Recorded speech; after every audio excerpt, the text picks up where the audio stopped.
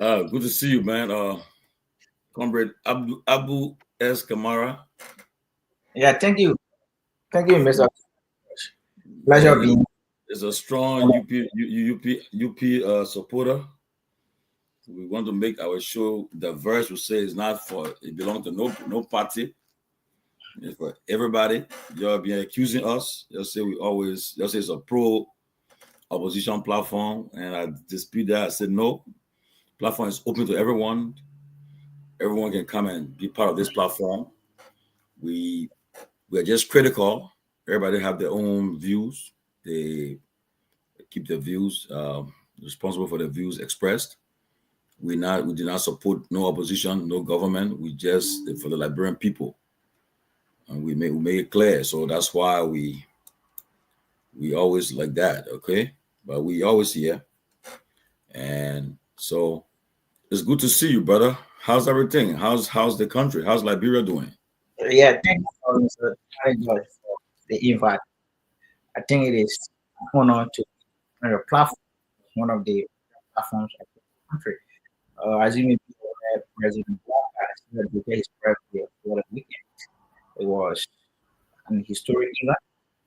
You have, government diplomatic corps, civil organizations, the partisans of the party. If you focus on the opposition, so the country is on. We are resuscitating the we were desperate by the former president. So, so far so good. Country is okay. Good. Let me welcome some of our viewers. In the meantime, it's good to have Alaska Pay watching from India. Of course, our own Roof Rabas Bengba. Oh my God, Roof is a troublemaker. Oh my God, Sheikh Umaru Ware from Rabas Post City in Kimau. We also have Juje Wanwe from Dubai. Of course, Dr. Howard Jones. Dr. Jones, I look forward to one of these days for you to join us, man. Let's hear from your perspective about issues in the country. We'd love to have you join us one of these days, please. And of course, yes, the great man, the man who's making headlines, the Reverend Dr. Henry G. Peabody. What's up, brother? Fresh from Denver, Colorado. Where the guy flight just touched down and he's strict, ready to go on a closing argument. Tell me, brother, I just got in about a few hours ago, maybe 2 hours. And then I thought I was going to take a rest. I said, but then I didn't see us come on. Like, you know what? Let me go. Yeah, that's good to see you. Good to see the you. Man. The nature of people. Yeah, it was in Denver. Very committed. Yeah. I also see Thompson B. Boss from Australia, Bruno Bracewell from Cedar Rapids, Iowa. Also see the neo-progressive, the guy who when he throw one, we'll go after him. But today, people want to hear from Pewee about the handshake that's trending. All that issue. Yeah. It's trending. Everybody discussing it. It's trending. But I thought it was about optics for our country. Mm-hmm. Wow. Yeah. And diplomatic as a diplomat, to be frank, as a diplomat, that is undiplomatic. Yeah. Yes, and it is undiplomatic. It is also uncultural. We need to be very frank sometimes and tell our leaders when they slip. We tell them they slip, right? So sometimes we have to move it online. Listen, as a leader and a former leader and a leader that is still anchoring for the presidency, it's important that you prove to the people that you can be the champion of reconciliation. You can punch me in the face. Leadership, to me, is a difficult thing. You have to take a lot of things, right? And on a more serious note, I thought in diplomacy sometimes you see, but you've been seeing the process unfolding in other areas. People fighting war when they go for a conference, negotiation, they shake hands, but they're not good. They shake hands. Like I witnessed when Trump won after 2 days, Biden. Yeah, you saw it attack each other. They shook hands. Then he said, election can be hard. So yeah. And I think that was wrong. And the president need to change course moving forward. You stay angering for the presidency. You have to set the basis to extend audit branch, right? Or extend audit branch, and you show that you keep, because leadership is the issue of an example. You have to exhibit those leadership strength in you. People have to see them. You have to live that example. You have to exemplify those attributes, and then part of what's going to follow, right? So I mean, it's not a good sign for the country. I think. Look, I like President Weah. You know, somebody giving echo. I think that's okay. It seems like it's gone right now, right? Are you still hearing that? Peabody got it. Are you still hearing that? Yeah, much better. Okay. Much better? Yes. Much better. Okay. Yes. Yeah. But what I'm saying is, Sylvester said it right. I like President Weah, but President Weah is beyond that. He's the former president of Liberia. He's a statesman. He's well known around the world. Great. But I think, like everyone is saying, like Sylvester said, I think that was a very low blow. What happened? You know, even if you did not want to have a conversation with the vice president, I think the most cordial thing was to shake his hand and then keep it going. You know, I mean, I can have an issue with you, and we can sit there. I can shake your hand. It doesn't mean I'm going to trust you. It doesn't mean you're my friend. But for the optics and for the civility of the culture that we live in, we had to do that. You know, Absolutely. He came to shake your hand. He came to shake your hand. You should have shaken your hand. I've been places. I had issue with people who have made me mad, who have burned me before and stuff like that. I shake the hand when we are in gathering. Come to me and shake my hand. I will shake your hand. That doesn't mean I trust you. That doesn't mean we have anything special. But I think it was, honestly, you know, I like President Weah, and I thought got to know him, and you know, honestly, I think President Weah need to move from that level and hit it up. He's not a small man. He's well respected around the world. He's well known around the world, and those things. He's a leader. Look about what Jeremiah Cohen have done to him. He's a leader. A leader supposed to take control, and that was a perfect opportunity for President Weah to have demonstrated it there yesterday, because he still going to be running to be president of Liberia. President, exactly. Our people and the people of Nimaco interpret it differently.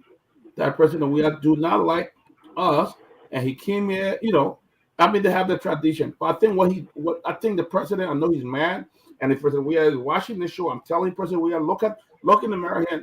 Let me say this to you: you are above, and the Liberians will look to you as they will call you one of our father.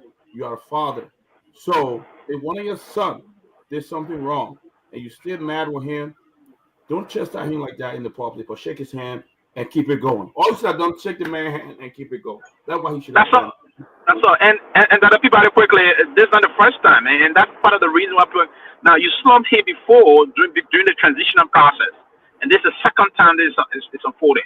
I mean, and if you're pushing for the president of our country, you have to set the genuine example moving forward. I know it may be difficult for some time, but in diplomacy, those are the things that happen behind the scene. You see extreme enemy. They will move and shake hands and move past one another, right? But I mean, it's important that we take note of it. I don't support this process. I thought it was unfortunate, and I hope the president will go above to ensure next time this doesn't happen, because they're gonna count on you as a leader of our country, and a former president and a presidential want to be. This is not a good optics. Yeah. Well, let me come here. I was opportune to speak to the vice president about this incident, and the vice president he said that after that incident occurred, they went on the Palava hut, and he said when on the Palava hut, the president shook hands with other people that are on the Palava hut. Then he said that Koga, what the guy they call Koga, right? Koga told the former president, said, but you shaking other people's hands, but you refuse to shake our hands out there. But the president didn't respond to him. But again, now if you notice in the second video, when the former president was leaving, as he was about to enter his car, he turned around, I think, to the vice president and did the same thing, like this way. And the vice president responded the same way, with hands to the chest and acknowledging that, okay, thank you, I'm leaving, and he said, and so forth. But again, people are, that politics now. People are playing with. Some people say it's traditional, some people say it's culture. But again, like what you guys have said, I thought the president, like what Biden did to the guy in Saudi Arabia, he gave him a fist bump, right? And when he went there, and the told him, said when he met the guy, he gave him a fist bump. Maybe the former president, have done it, gave him a fist bump. I mean, it would have been better, but that's the argument, that's a debate. Our country is so trivial, so that's what we've been training for the last 24 hours. Everybody been talking about this handshake, but depending on which side of the house you find yourself, if you're a pro reaction or strong sedition, you defend it. If you're objective person like Peabody and Sylvester being very objective here, they will call it what it said. And if you're anti-Weah, you will condemn it, you will go after him and so forth. But it's everybody's way of giving their own. It's a kind of a toxic political environment for our country find itself in, and serious, and especially over the death of a towering political figure, like even Prince Johnson's death. Some people are praising, some people say he's a hero, some people say he's a villain, and for me, everybody has the right to express themselves about his death, because some people have heard about that. Some people feel that he victimized them and so forth. But again, it's a serious thing. It's in a serious situation. But Abu Kamara, I know you are strong. Welcome. UP member. I know you guys are the one that are trying to spin it now to go after Weah and CDC people. But what you say? No, not ready. I'm going to speak more of political alignment. Like Sylvester said, President has declined to the name of the sitting vice president on 2 occasions. One of the occasions was at the executive mansion during the transitional period, when the president, the ex-President Garguah, had gone to the executive mansion along with the vice president and some of our stars of our party. While there, the president took everybody in and declined to shake the hands of the vice president. As yesterday, it was seen in the public, just as people said, I got a leader to exemplify a disciplinary. That is to say, your followers will emulate every example you say. I see somebody post my own video last week, did a poll when you pass, and the current president did not pay respect. Instead of his birthday, the current president celebrated his birthday was celebrated by his foundation, and this foundation was established after 2017 election. But I don't want the conversation with that. I just want to speak on what happened when the president visited the home of the senator in Togar. When you arrive at the scene, the most senior government at the time is the vice president, Jeremiah Ansu, was in it along with Samuel Togar. They had gone to the executive by shaking hand, they had put him into the compound. But when he noticed that you guys were waiting in, what did he do? Prior to coming out with ego, play his hand. And afterward, you and I were already. Video camera was all on him. When he walked into the compound, he shook hands with other people, but he did not shake hands with Jeremiah. So in my mind, this action has a proclivity to create animals and more leaders in our country. You don't do that as a leader. Why is true that you are hurt when Jeremiah comes to put you in the past elections?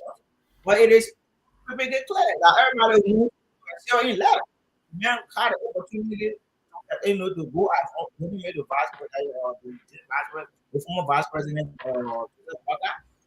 if I was, if I was, I would have simply like you, right, or Peabody, and it was on the folks on the platform. So I don't think President we are. It is time that we put aside our differences and preach peace. Because the essence of this is not to keep creating animosity among us. The elections gone. You stand to rule. I listen to somebody the other day talking about since President Joseph Boakai is going to be as president, as I place support to the former president. How do you reconcile? Because there's a couple of people. One person cannot reconcile. You need leaders to reconcile the country. So for the former president, he example the action is our father demonstrated not willing to reconcile people who you claim they are dividing the country. So I think what I want to really welcome.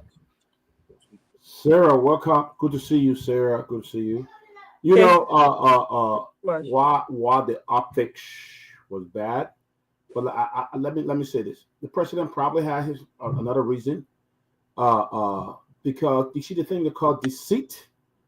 I mean, if people are very deceitful to you, sometimes you see that you want to avoid them, and I think maybe the president still feel hurt by them, still feel down by the deception that he had from these guys because they were very close. President Weah did a lot of things for a lot of them. I heard, the only thing I'm saying here is that he shouldn't have shown it out there. That's all, But I know these are people. There's a long story I heard with President Weah and Jeremiah Kuhn, and even the Cornelia Cry who was there, and President Weah. I think the Cornelia Cry did work in President Weah's government, right, Tomalin? He worked there, right?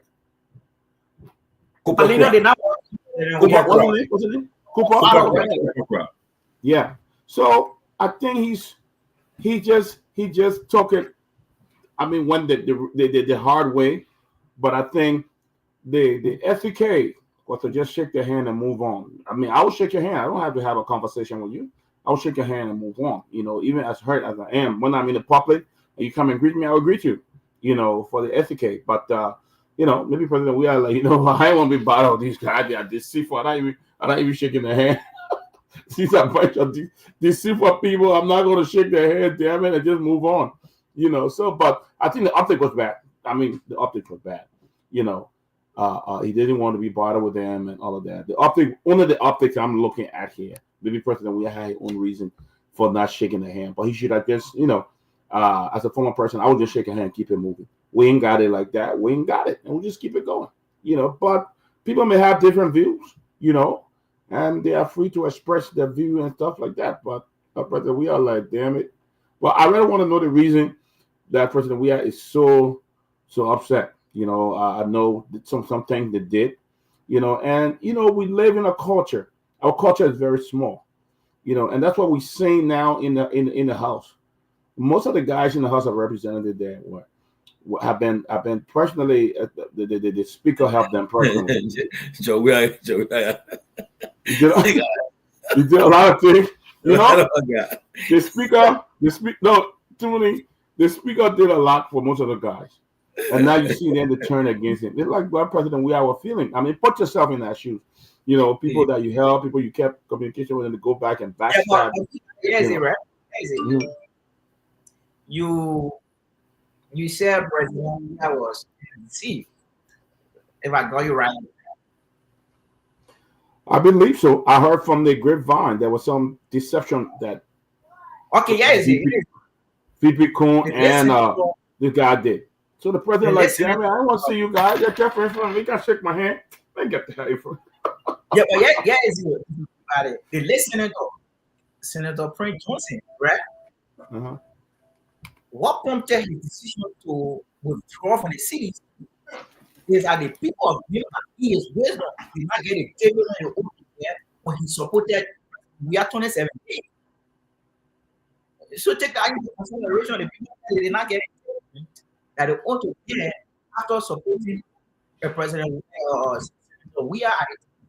So if somebody didn't get what looking at everyone, and then you let you think you can convince them to support you. That was not. I don't think so. Well, I think for some reason the former president was not happy, and maybe that's how he deal with his part of the situation. If you get me pissed off, I don't want to be bothering you. I'm not going to shake your hand. I'm going to keep it going. Maybe that's the former president. There is not something that Jerry went to face. Jerry is the face now of Myanmar. But the reason the man is the sitting vice president of the country. He lost the man who contributed invested to making the vice president. You and I aware. Right? So if you go to a state of sure and you meet, I agree over differences I see between all of you.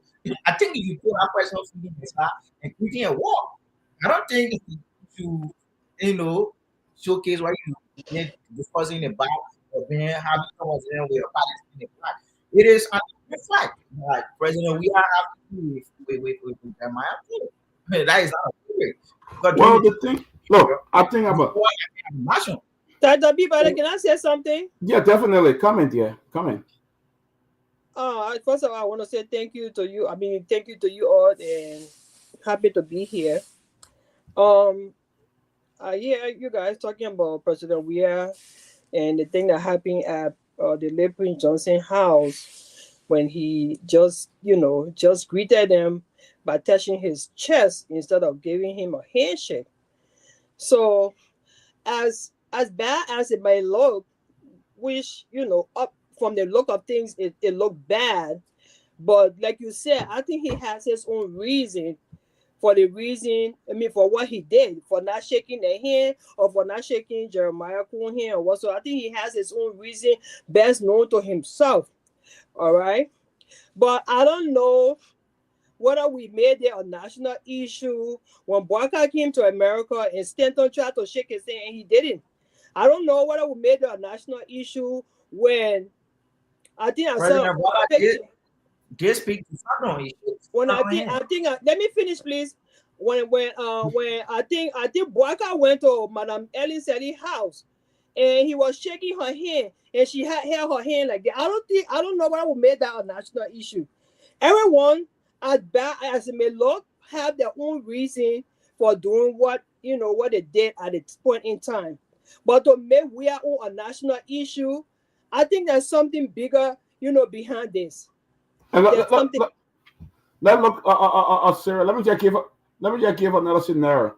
Remember when Donald Trump was addressing the State of the Union address here, and Nancy Pelosi went and stretched her hand to shake it, and he snapped her. Right. He didn't want to shake her hand. He didn't want to shake her hand. Yeah. He didn't want to shake her hand. But they're making we are on a big issue as if to say he is the first person who has refused to shake somebody's hand. It happened when Barker went to Ellen's house.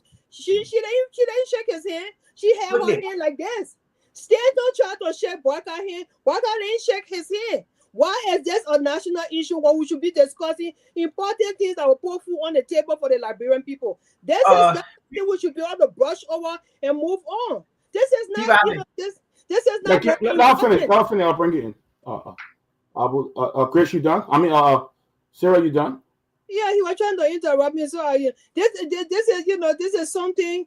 Everybody, I can understand how people feel, and people start misinterpreting it, different ways, which they are entitled to. But at the end of the day, Weah has his own personal reason why he did what he did. Weah is not the president. Weah is a former president. Since Barker became president, he has not extended any olive branch to Weah. Now, as far as we know, that rift is still that when Weah was president, Weah was very nice to Barker, as I know, and everybody else know. But since Barker became president, he has not extended any olive branch to Weah. The entire Liberian populace know that. For whatever reason, only best known to him. Why have we not discussed this? But now Weah went to sympathize with the widow of Prince Johnson, and he didn't shake Jeremiah Kuhn's hand. It becomes a national issue. This is a waste of the Liberian people's time. Seriously. Oh, you struck a point there. But let me go up to Avin and then Abu, and then we'll talk about that. You struck a point that since he's been president, he has not even called. All right, go ahead, Abu. Yeah, thank you for the opportunity. Yeah, it's not about personal argument. maybe you think that's case trying to It's definitely not. It's not. President, when you lost the election, giving the margin to win the election with as an opposition at the time is being speculated or is being waiting on a very sitting on that is party. You have a former president who have over 40%. 40%, I think 40% in the last election in the country goes at the event and refuse to shake the hand of the major competitor because Jeremiah appear as one way to current president. Do you see that if not if your statement is not or by statement, how do you see that? President, we are going to identify with the way of frequency, and you see Jeremiah Koo when Jeremiah Koo is the sitting vice president. Yeah, but let me hold you to what did Jeremiah one minute. What did Jeremiah Koo be compound of this senator to receive President Weah? He did it because President Weah is a state man. Yeah, but he did not ignore him. He did it because President Weah is a state man. So he did not ignore him. He did not ignore him. He recognized him. He recognized Jeremiah Koo and he greeted him. I'll ask my Peabody to wait when you feel a certain thing again.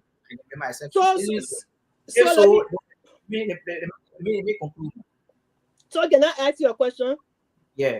When President Weah was leaving, did you see how Jeremiah Koo greeted him by? He did the same thing. So he recognized Jeremiah Koo recognized. Get me chance. No, get me chance. Jeremiah Koo recognized. Jeremiah Koo recognized that this is the form of greeting that Weah wants to do. So he did the same thing to him. No. Yes, he did. So listen, you didn't see that other video? I want to share an example. You didn't see that other video where Jeremiah Koo did that? Listen. Let me share an example. You didn't see that video? I did see it. You know. I did see it. Let me share an example. If I extend handshake if I extend handshake to Peabody, it is my anticipating that you supplicate I see handshake instead of placing your hand in his chest. That's where the problem is. There is no problem here. Peabody will feel bad, okay? Peabody will feel bad that I didn't shake your hand, but you understand? Peabody understand that I did not ignore him. I did like this. I extend handshake. It's a form of greeting. But look. Asking me a question. What day I go to Jeremiah Koo follow or senior president? Yeah. So yes, but Jeremiah Koo. Jeremiah Koo not only begin I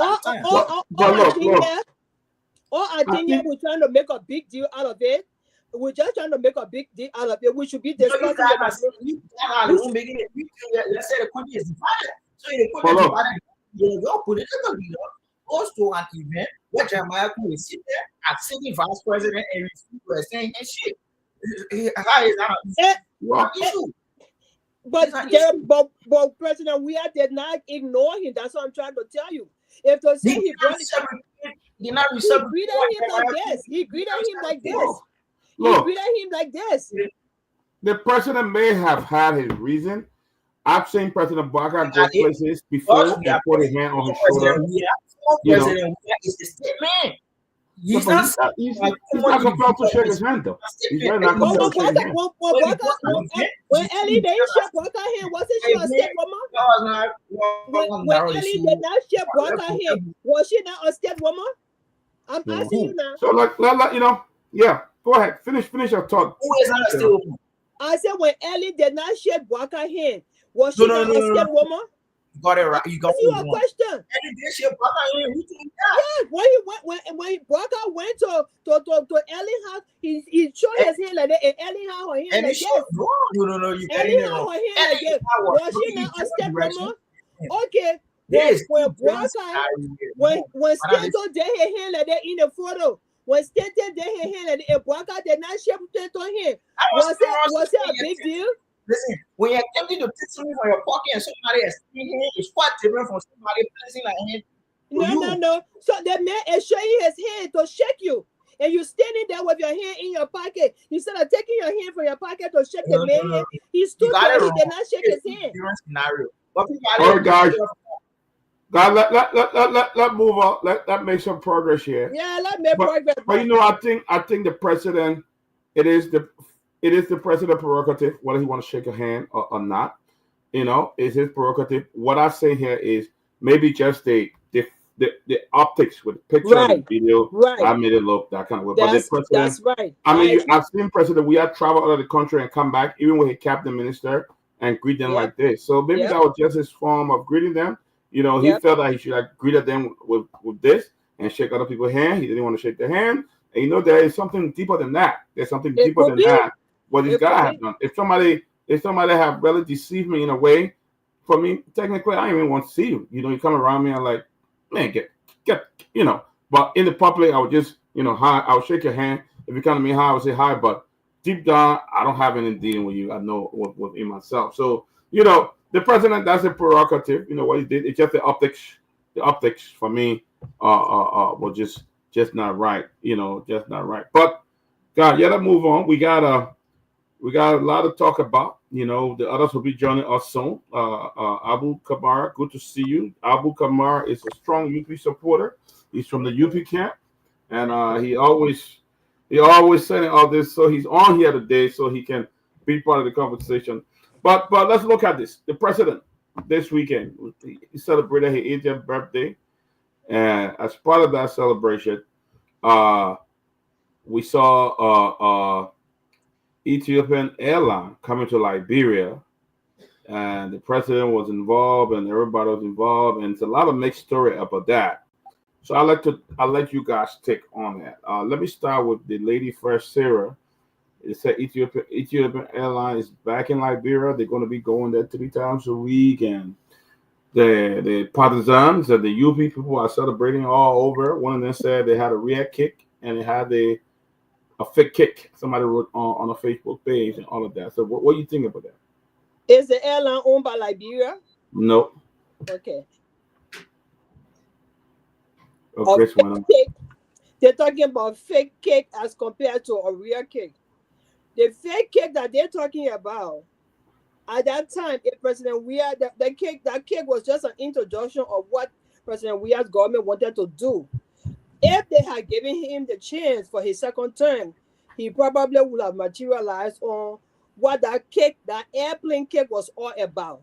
But now they're giving us with Ethiopia Airline coming to Liberia 3 times a week. That's a good news. That's a good news. But at the end of the day, how does the country benefit? We are yet to, we will wait to hear the details and all of that. But it's a good news. It was celebrating. I'm not a hater of my country. I want something best for my country. At the end of the day, if you're going to look at something until we can get the details of what it's going to do for our country in terms of job creation for Liberians, because we know a lot of Liberians right now, but I promise that you are going to, but now a whole lot of investors should be in Liberia, because those are some of the things he promised. He's going to create that avenue. So we wait to see how many Liberians going to be hired by that. Ethiopia coming to Liberia. One thing I know is it's just going to make it possible for people to have direct flight to Liberia. I stand to be corrected. It's going to make it possible for people to have direct flight to Liberia. Whatever else is going to come out of that in terms of revenue for our country, I'm yet to see that, and also employment for our people. I will wait to hear from the honorable man here, since he's a representative of the UP, government. But I think it's a good news. Whether it is worth celebrating, with the kind of noise you people passing around with. I don't know about that, but I think it's a good news, and we will wait to see the pluses that will come from out of it towards our people. At the end of the day, here we're talking about bread and butter issues for our people. We're not. All right. Yes, Sarah went out. She's having some technical problem, but Abu, yeah. I mean, Abu. Let me just read something. You know, Sarah's back. It's my internet, but I will rest on that and let the gentleman come in. I will go ahead. Ethiopia Airlines talking like you. All of us say the president left his official duty to go receive him. Because all of you travel, you know the kind of fish in to Liberia. You will not have to go like you did in Thailand. It is the first, I think, in decades you have Ethiopian Airlines coming to Liberia. So you not have to worry to go to how you call it. You get another transit, you go another transit. These are what all of us should celebrate something new in spite of our alignment. So for somebody to say that what is owned by Liberia, you and I know who you play. Well, we want to see something owned by our country. That's the point I was trying to make. No, you gotta get me. In spite of our resident, you know, let people who that. Well, look, this is. I like to say something that Martin, what's the name of Martin Cully, who was a member of the Unity Party. All right, he wrote a very interesting article today that I read, and he talked about the president, instead of doing something better. I mean, he went to Roberts International Airport to receive a plane. That he said that the revenue of Ethiopian Airlines US $7 billion. The revenue of EA is 822% bigger than our national budget, $1 million. Ethiopian Airlines will earn millions from our 228,000 passengers traveling via RA every year, and they will give us peanuts, stuff like that. So, and then he went further to talk about the budget. He talked about how many government have used, former government, including this government, have used NSA to take millions and millions of dollars that could get us our own plane, that could bring revenue. And he went ahead and compare and give every step by step how much NSA money have been siphoned to NSA, how much money, almost 800 and something $million if you compare all the from President Elliot's time to the current, and that part of those money that could be used to buy our own plane and to generate our own revenue. That is coming from Martin Cully, who's with the Unity Party. So what will you say about that, Ansu? You know, because we see this Ethiopian airline, everybody putting flag, doing this. It doesn't do anything for us. Then Martin Cully talked about the airport, how bad the airport is. The airport is leaking. Everything you go in there, almost everything that is hard is not even functioning. Okay, and then we are rejoicing about airline that is coming to Liberia, but yet still we got nothing to even do that. That's the picture somebody just put up with President Myean and LA and stuff like that. We're talking about video. What guy? Picture. We're talking about video. So are you still carrying? But picture not evidence. A picture is not evidence. So let's talk about that. You know, Ethiopian Airlines kind of, it's a good thing.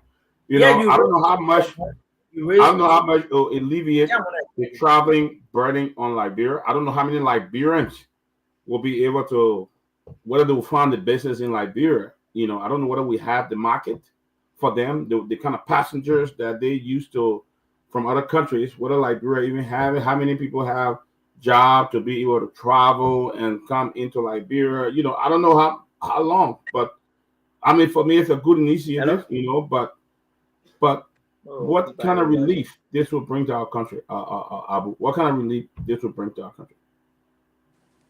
Can you hear Abu? Yeah, I'm anyway. You're coming in. You know, what would you say to what Martin Colley wrote? Yeah, I respect Martin. Martin is a brother. I think he's one of the who beat us to Joseph Baba presidency. But he has to exercise the restraint. What do I mean? We took over a government that against the almost of our government system. Martin, you coming in very slow. Yeah. You coming in and cut it off. You coming in and cut it off. You want to go back and try to come back in, Abu? Am I okay? Yeah, okay, here now. Okay, so like I said, Martin is a brother. I respect him, and he's one of the major contributors to the presidency of Joseph Walker. But I'm watching to restrain. What about that? Walker has been president for just 11 months. If you had to retrospect on the structure of the RIE, you wouldn't be descending the current president, because the structure at the time, it was not were here last year participated in the election. I think that based on game. If you were happy, that's on last year. But one thing, you know that we go from a government almost every sector of a government structure. You are aware from foreign ministry when they were selling our passport to foreigners. You are aware of it. So for somebody to say, what impact does it have on your people, then that person should be living in Utopia, because you people will no longer have to get to another country to Liberia. You can take fast when Utopia to Liberia. So I think it's a good thing. Martin is a brother. He contributed. We are not discussing about passports. We are talking about the airport. But I just told you, infrastructure will be the party to go to his country in 2006. It was not that. It was not as it is now. It was not as it is. You mean the airport? The airport. Yes, you mean how was it? How was it? How was it? It was deplorable at this. Wait, so the renovation that we did at the airport, you are not telling us now when you guys took over the airport was deplorable? You mean, but listen now, we took over in 2000, left 2017, came back 20. But don't forget. Are you talking about Ellen government, or are you talking about the Boaka government? You're talking about Ellen government? We're talking about UP now. We're talking about okay. UP. All right. We're talking about United Party. So you're taking credit for what Ellen government did, because at that time you said Boaka was a park car. So now you want to take credit for what Boaka did. But when is he not a past president? You want to take past president out on the president? How is that difficult for you to understand? No, it's not difficult for me to understand. Don't disrespect me, please. I'm not saying it's difficult for me to understand. I'm just asking you a question because I want to understand what you're saying. Okay? So you're trying to take credit. You're trying to take credit for what Ellen government did as a United Party government. But when it comes to the negative, then you claim to be a park. Then you claim that Boaka was a park car. That's my question. So you're talking about you're saying that the airport was okay, but since you guys came in power 11 months and being deplorable, is that what you're saying? Let me learn though. I think it was fair when I just want to understand, and I advise that you be very, respectful, as I will be respectful to you as well. Trust me, I will. Yeah, don't tell me about being whatever. That's very disrespectful. I don't like that. Trust me, I will. Trust me, I will. Okay. So you ask a question: why is it that the UP take credit for Ellen governance, and then on the other end, we don't acknowledge? No, you said that when you guys came to power, the place that was 2006. I said UP From 2006 to 2012, from 2012, you know that we won again, right? So we went for 12 years. I see 2017, when I said you were exiting the presidency, you and I know, President, we actually education was made. I did not say that you take his spot. What that current we build up 80%. That's what I said. That's what I said. I see you were breaking in and coming in. I didn't quite get what you were saying, but anyway. I guess here to you, when the UP took over this country, back 2006, that airport, horrible. Ain't you getting me? But when we were leaving power with we are 2017, 2015, it was much better. That's what I said. Okay. So since you came now, what's the condition after we are left? Which condition we are turning over to you guys? What condition was it in when he turned it over to the UP government, the current UP government? It wasn't a condition where at night there was no current. We didn't encourage it. You want to know that? If I don't want you to be on spoon, even too many talk when you used to be on spoon. Many times there was no current at the airport. There was no current at the airport. There was time that current went, but you can't blankly say there was no current at the airport. I traveled to Liberia. I traveled to Liberia when there was current, and there was current there at the airport when they plane that. So if you can be honest. You can be honest and say maybe there were 1 or 2 instances current went, but you can't say there was no current. That's a lie. Okay, I guess for you, I have witnesses here. I can validate that there was no current. That's what I'm saying. There may be 1 or 2, and even after UP took over, there was time current went. You don't know that? When UP took over, I don't know that. Oh yes, there was time current went. Can you say that? What? Okay, guys. Let's keep it going. We got other guys here. Let's keep it going. Benjamin Jonah, good to see you. Good to see you, man. Welcome. What's up, man? Yeah. I'm well. You've been following the conversation. I want you to chime in here. You've been following first. I think I did read a comment on President Weah handshake with the VP. And then we're talking about Ethiopian Airlines going to Liberia. I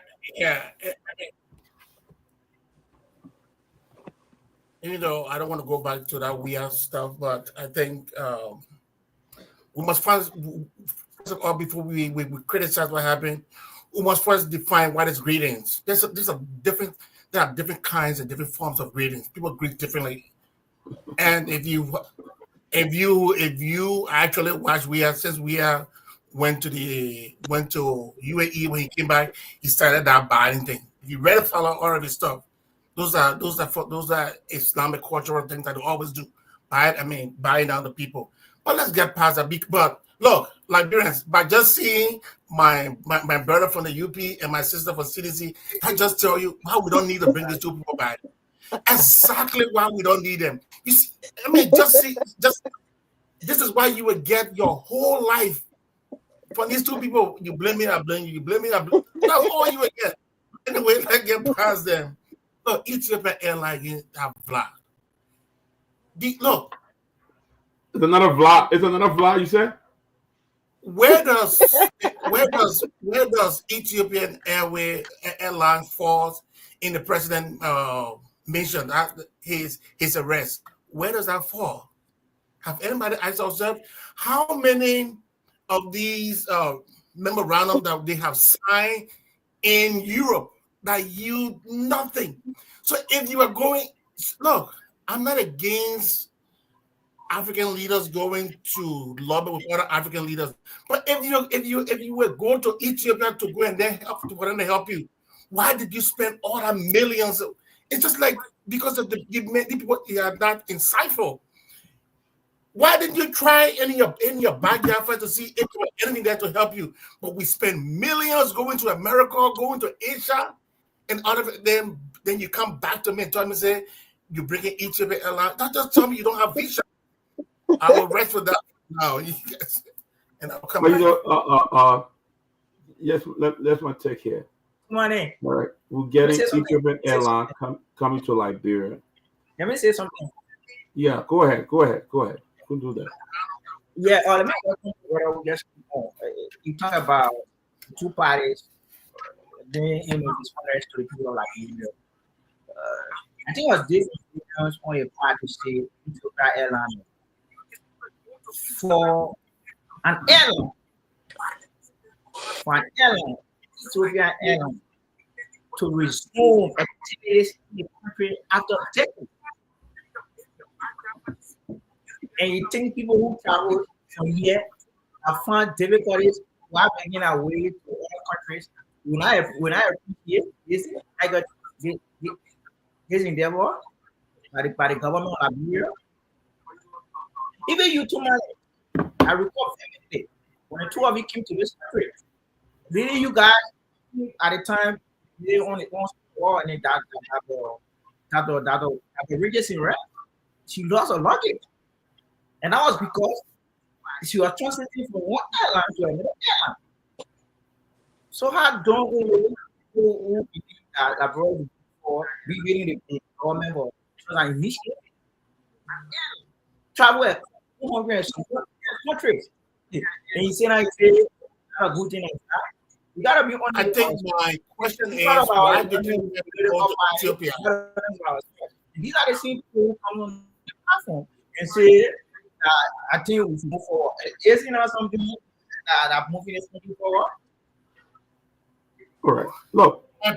My problem is can I say something? You don't have a vision. Why did you spend about 10 trips in Europe and you got zero? All I'm saying, yes, all I'm saying, if you have vision, all of the trips you made in Europe and Asia, combine them. You brought zero back. Zero.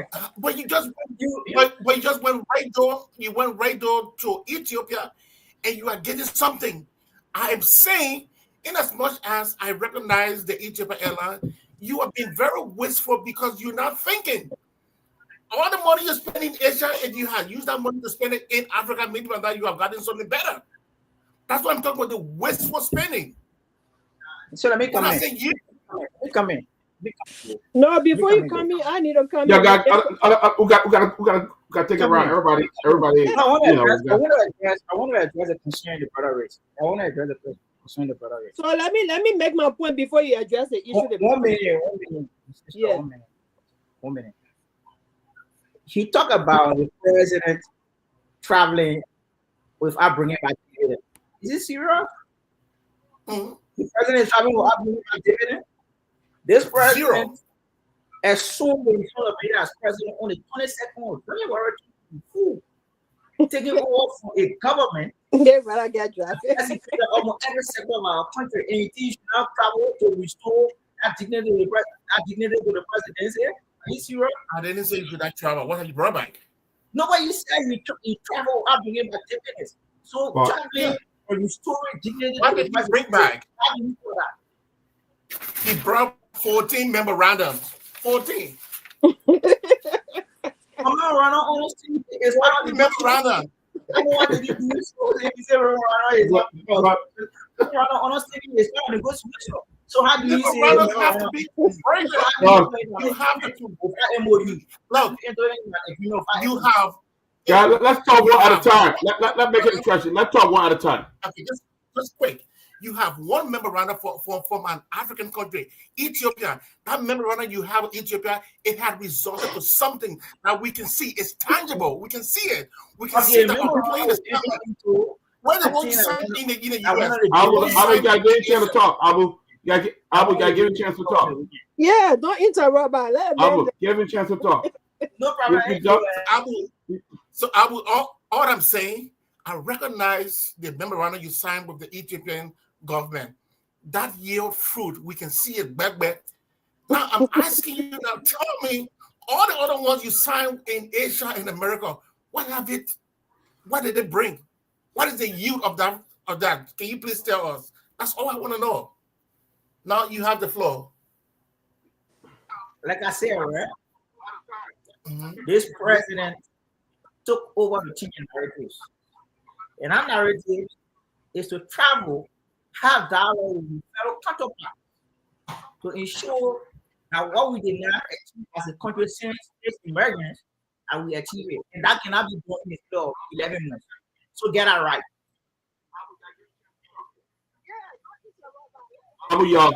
Your president has been there for almost going to 12 months now. He's been there. Just stop alluding that everything, he's just been 11. 11 months is not a small thing, though. It's not. Okay, so listen. It's not a small thing.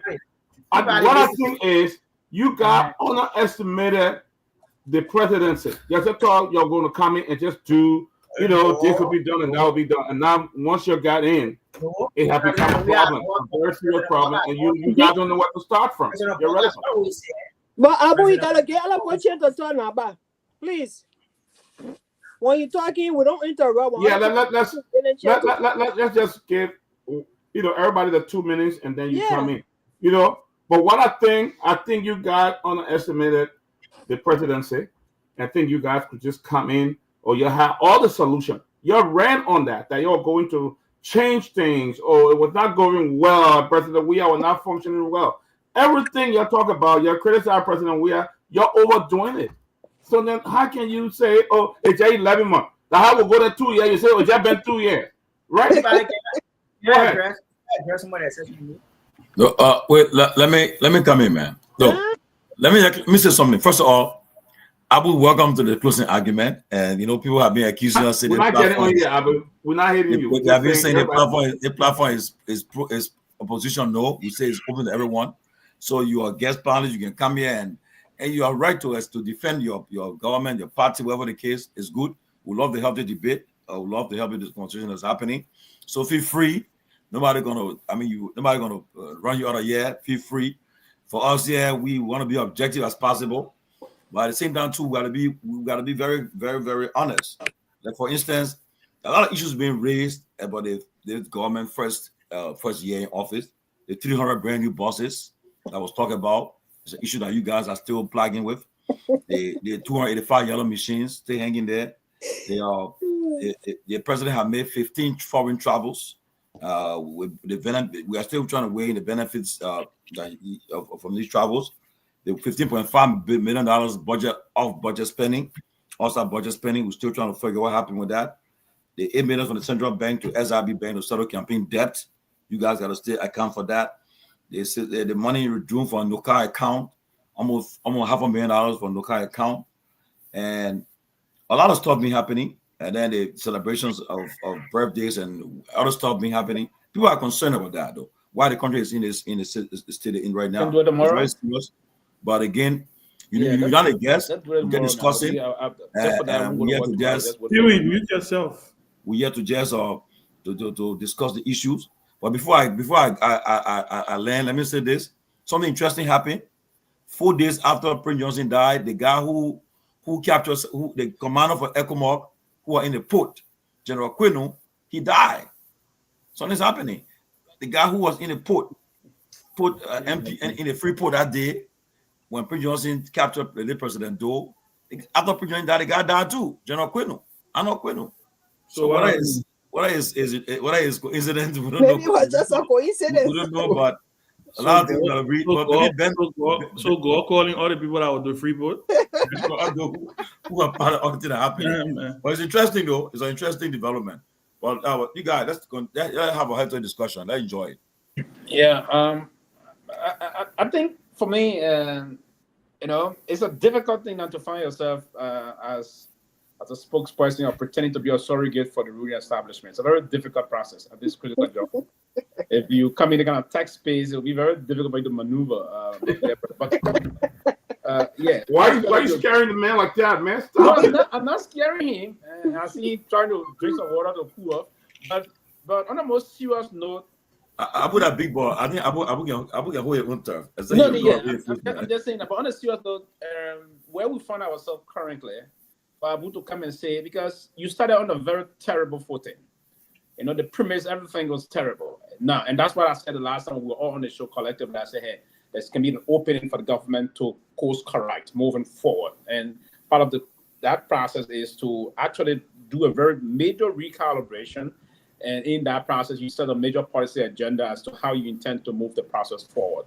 That would be a way can All right. make this issue, right? All right, look, I got somebody that line. She just want to contribute before she go to work.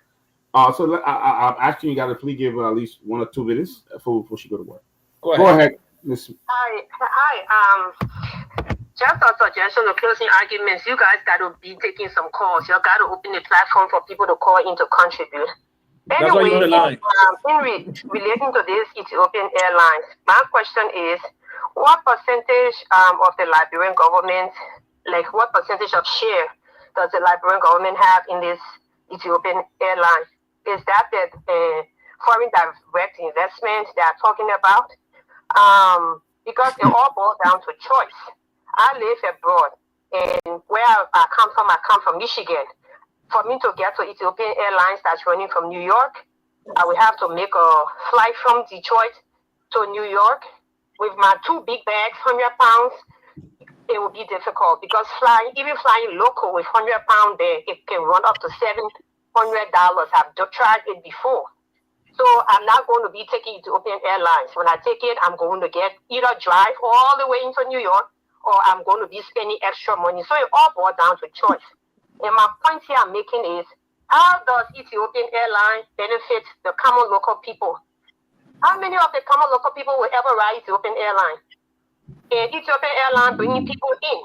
It's not like they bringing a lot of goods in that, the goods going to be cheaper or anything like that. So, I mean, for me, it all seems like a distraction, more mediocrity. Again, like how we dedicated the police booth. Everything we don't have to go dedicated because, like, if Ethiopian Airlines pull out, are we going to go back again and have a ceremony that for the pull out? I think more needs to be done to affect the lives of the common people. It's good another airline join it, but am I ever going to travel Ethiopian Airlines now? Travel to Liberia at least once or twice a year? I probably will not, as I said, because it's out of my reach. It's way on the East Coast and I'm way Midwest. Second thing is, the young man in there talking about the president brought dignity to the presidency. We need to get out of that. Dignity to the presidency, so he was traveling. That hasn't put children back in school. That hasn't put food on our tables, on people's tables. That hasn't put medication in the hospital. That hasn't put classroom children. They still sit that on the ground all over the country. Those are the issues they need to be actively addressing. They need to address those issues and stop wasting money doing lavish stuff. We just saw the president celebrated a lavish party that they were charging $500 and $250 for people to enter. And they want to say that the president's foundation did it. This was something the foundation did not even have money to register in the state of Rhode Island the last time. The paper expired. And now y'all want us to believe the foundation is celebrating the cycle of life party and bringing all those huge animals, something that he lived in like for 42 years. He never celebrated with those huge animals and that lavish stuff. Y'all need to be true and fair to the Liberian people. You're not doing good. Y'all get on track because 1 year is gone from January 22nd to now. December is the 12th month. So 1 year is gone and we want to see tangibles. The tangible I am talking about CDC putting game, we want to see those tangibles in here. Thank you. Wow. Peabody, give me one second. One second, please. I come in, Abu, 1 second. Let me say this. I come in, Abu, 1 second. Abu, hold on. Don't 1 second, right? Don't run your breath off. Cool down. Let me say this. You know, it is in our interest as a country to have more airlines flying our country. It's good in our interest. So Ethiopian Airlines coming back to Liberia is welcoming news. I remember 2022 when President Weah invited me to go for the opening of the Invisible Park. I went with Ethiopian Airlines. I flew with that plane. It was easy from there from New York straight to Togo, straight to Ghana, I think, and then to Liberia. So the more planes we have flying our skies, better for us as a country. People can have other alternatives. It's Morocco Airlines. People say they can spend almost the whole day in Morocco waiting for refuel and other thing. So it's welcoming news. And President Weah negotiated for Air France when he took over. Air France stopped flying to Liberia. I don't know what happened. They stopped, but it was true the decision that they brought Air France to Liberia. So I mean, we should be positive about it. About the flying of Ethiopian Airlines. We want more planes to fly. She struck a good point. She said, "What percentage will Liberia get from that?" She struck a but Peabody, Liberia that flying to that plane, it bring revenue to the country too, though. For the time they spend on the ground, they pay for the time they spend on in Liberia. So it bring revenue to the country. Why I think some people are excited because it also bring revenue to the country too. Let me be very honest. So it's a positive thing. I would not sit there and pretend like if Ethiopian Airlines flying Liberia is not a good thing. It will help everybody. Sometimes you and I we travel Brussels Airlines.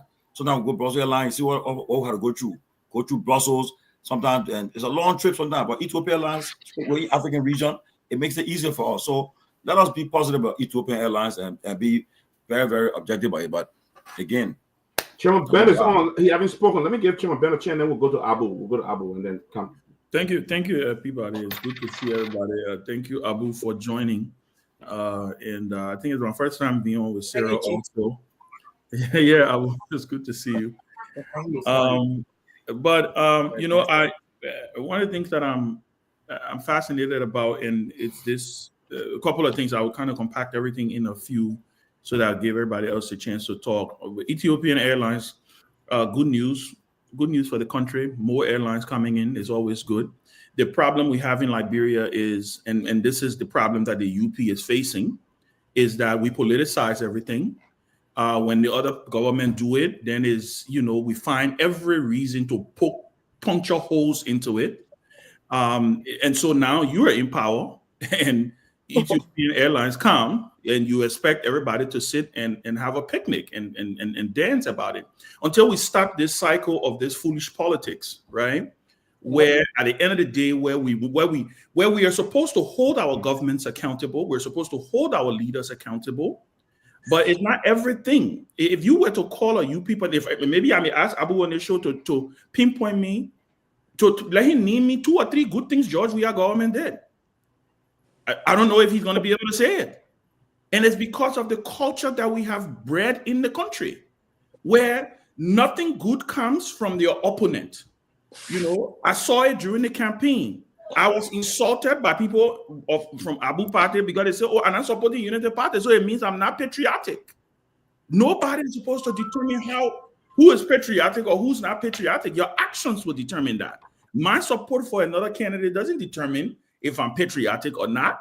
It just means that I have a divergence of view. And the reason I say that is to say that one of the problems that I think we have in our country, look at the conversation even about the handshake. I mean, I think it is one of the dumbest things that I've ever seen in our body politics. And we're still having this conversation 48 hours later. The former president of Liberia goes to sympathize, put his hands on his chest. Listen, I would appreciate somebody speaking to me with their hand on their chest than even a handshake. If anybody understands what a hand on the chest means, they will not even. That's what I say. Some of this has to do. Ben. Not everything's on that we. So okay, if you want to go that trend of putting hand on the chest, you have done it to everybody. You don't necessarily have to go to everybody, right? Okay, that's a good thing, Ben. And but can I finish? Our leaders when they do wrong. Can I finish? Okay, Pewee. Go ahead. I just want to say this, but he said it's a dumbest thing. It's not a dumbest thing. It is my opinion, Pewee. Pewee, I'm entitled to my opinion. No, but I'm trying to push to you that it's not a no, you don't have to. What I'm saying to you, this is my opinion. My opinion is this is trivial. Yeah, go ahead. This is the dumbest discussion I think we have had in the country for a long time. We got people dying every single day from starvation in Liberia. We're talking about a freaking handshake. Of course. Pewee. Let me lay my thought, please. Go ahead. Yeah. This is the most trivial thing. Look, President Weah decided that he would put his hand on his chest to speak to the vice president. The vice president, that's what I'm saying. Even the other end, the receiving end, I saw Vice President Kuhn do the same thing. Was Vice President Kuhn disrespectful to President Weah? If you watch that video carefully, I think the only person who maybe should have felt offended or slighted, if by any chance to say they won't feel offended, should be Togar. Because Togar actually was the one who extended his hand. And President Weah still had his hand on his chest and nodded to him still in affirmative. But if you watch the video to the end, when he was leaving, when he was speaking to the press, he was getting ready to get in a car and he realized that Kun was standing behind him. Watch the video. He turns around. Kun did the same thing. The both of them even bowed to each other. And we sit on national platforms and we're having a conversation about handshakes. When we got women dying from pregnancy, when we got people starving, when we got an economy that is potentially in the free fall, and we've taken 48 hours to discuss a handshake. And this is not about wrong or right. This is not about wrong or right. Hey, newsflash, I'm on record for calling out leaders when they do wrong, including President Weah, who I support and supported in the last election. I'm on record. The videos are out there. So this is not about telling a leader when you do wrong. I am not going to waste my time on triviality. That's the only thing I'm saying, but I can understand the society we have. We thrive on simple things.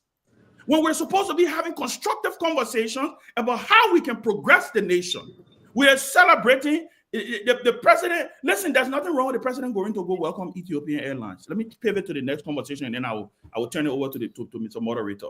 Okay? There's nothing wrong with the president going to celebrate Ethiopian Airlines. But there was also nothing wrong with George Weah going to that airport and having a program when he had a vision to bring Lone Star Air. There's nothing wrong with that. Did it materialize? No, it didn't materialize. Maybe what we should be critiquing is what were the processes that made it not to materialize? What happened for Lone Star Air that Weah had a vision about that did not materialize? But we make it look like, a president who wanted to give us a national carrier. It means that, it was a bad thing. Yeah, we can play for, he ate cake, he did this, so and so. But at the end of the day, like Peabody said, read the thing that Martin Colley wrote. If we were a country that was thinking progressively, you know how many airlines were coming to Liberia would not even have program? But listen, this is just my opening. I just wanted to state for the record that I think we owe it to the country to elevate our discussions when it comes to some of these things. They're shaking hands. I don't even think Kun took offense to that thing until people started talking about it. I honestly don't even believe it. But again, that is the Liberia that we have, and that's the Liberia that we have encouraged. Okay, one more before Abu come in. Let me I was in flag with you. Okay, just give me 1 minute. There's somebody who was leaving as well, but I just want to make a contribution. Yeah, but then after that we'll go to you. That you'll take the callers instead of time we have. Thank you very much, man. Go ahead. Yeah, this is Abraham Conner, man, calling from New Jersey. Great show, guys, and thanks, God, for allowing me to give my thought on the topic today. You know, two things real quick I wanted to address here one has to do with the airline situation. I think Tomalin just mentioned it, but he didn't give all of the details. Take for instance, Air France. Air France left from Liberia just for simple thing because of coup in Mali. I flew Air France many times. When the coup took place in Mali, that was the route that Air France used every time to get to Liberia because that was a major route. And they censored the Malian government and they stopped going to Mali. Predicated on that, they cut their route to Liberia. So it was just a common thing. It was done for Mali that Ethiopian Airlines could do that. As long as it's costly for them, in the first 1 or 2 months, they're going to cut their flight to Liberia and nothing the government can do about it. So that's how the airlines operate. Secondly, Ben, you talk about this handshake issue. This is a trivial issue that is a diversionary tactics. You know why? The United Party government spent $100,000 on a birthday party at the hands of their major supporter that just died 2 days before that. That's high-level insensitivity. And because of that, they felt that the public were coming after that, so they used the particular handshake issue to muddy the water and then use diversionary tactics. That's the Unity Party politics. You guys need to stop falling for that gimmick. Then we had the people not going to buy that thing, Ben. So, Ben, you are a political guru on the show here. You should understand that's politics 101 for the Unity Party. That's the diversionary tactic they're using here. But thanks for the time, man. All right. Guys, we'll take calls later, but for now, I want to go on. Sylvester coming, and then we'll go to Abu, who has been patiently waiting. Abu, let Sylvester come. It's quite unfortunate. Again, and that's part of the Liberian politics.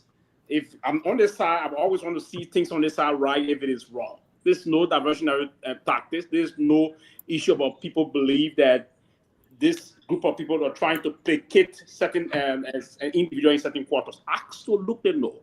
We've been having other issues, debating other issues here. But shockingly, Ben didn't mention that were the dumbest issue ever to be discussing. We have discussed more trivial issue in that country, about the characters of that country. We need more than this. We're talking about reconciliation. Come on, I allow you. No, you Ben. Don't discuss trivia. You Ben. No, you discuss those things. And what things are discussed? No. I don't want to go back and rewind the content. If I want to do that now. No, I don't want to do that. If I would do okay, go ahead. It would be a neo-progressive trying to expose his fellow neutral, right? So I don't want expose to me in what way? You will leave it to them, man. Whatever. You see, nice. I don't want to do that. But Ben, let get back to the reality here. This is why, for me, I believe that the country, if you are anchoring for the leadership of our country, or basically serve the role of leadership, you need to serve those exemplary role as a leader. That's my whole process here. We know clearly in this country, we move in the country politics, every major thing people will take it and move in terms of the politics. Even here, it's a trivial thing. Even the greatest democracy, the beacon of democracy in the world, they talk about handshake issue. When leaders go to the don't shake it, it becomes a big talking point on cable news. It becomes a big talking point on cable news.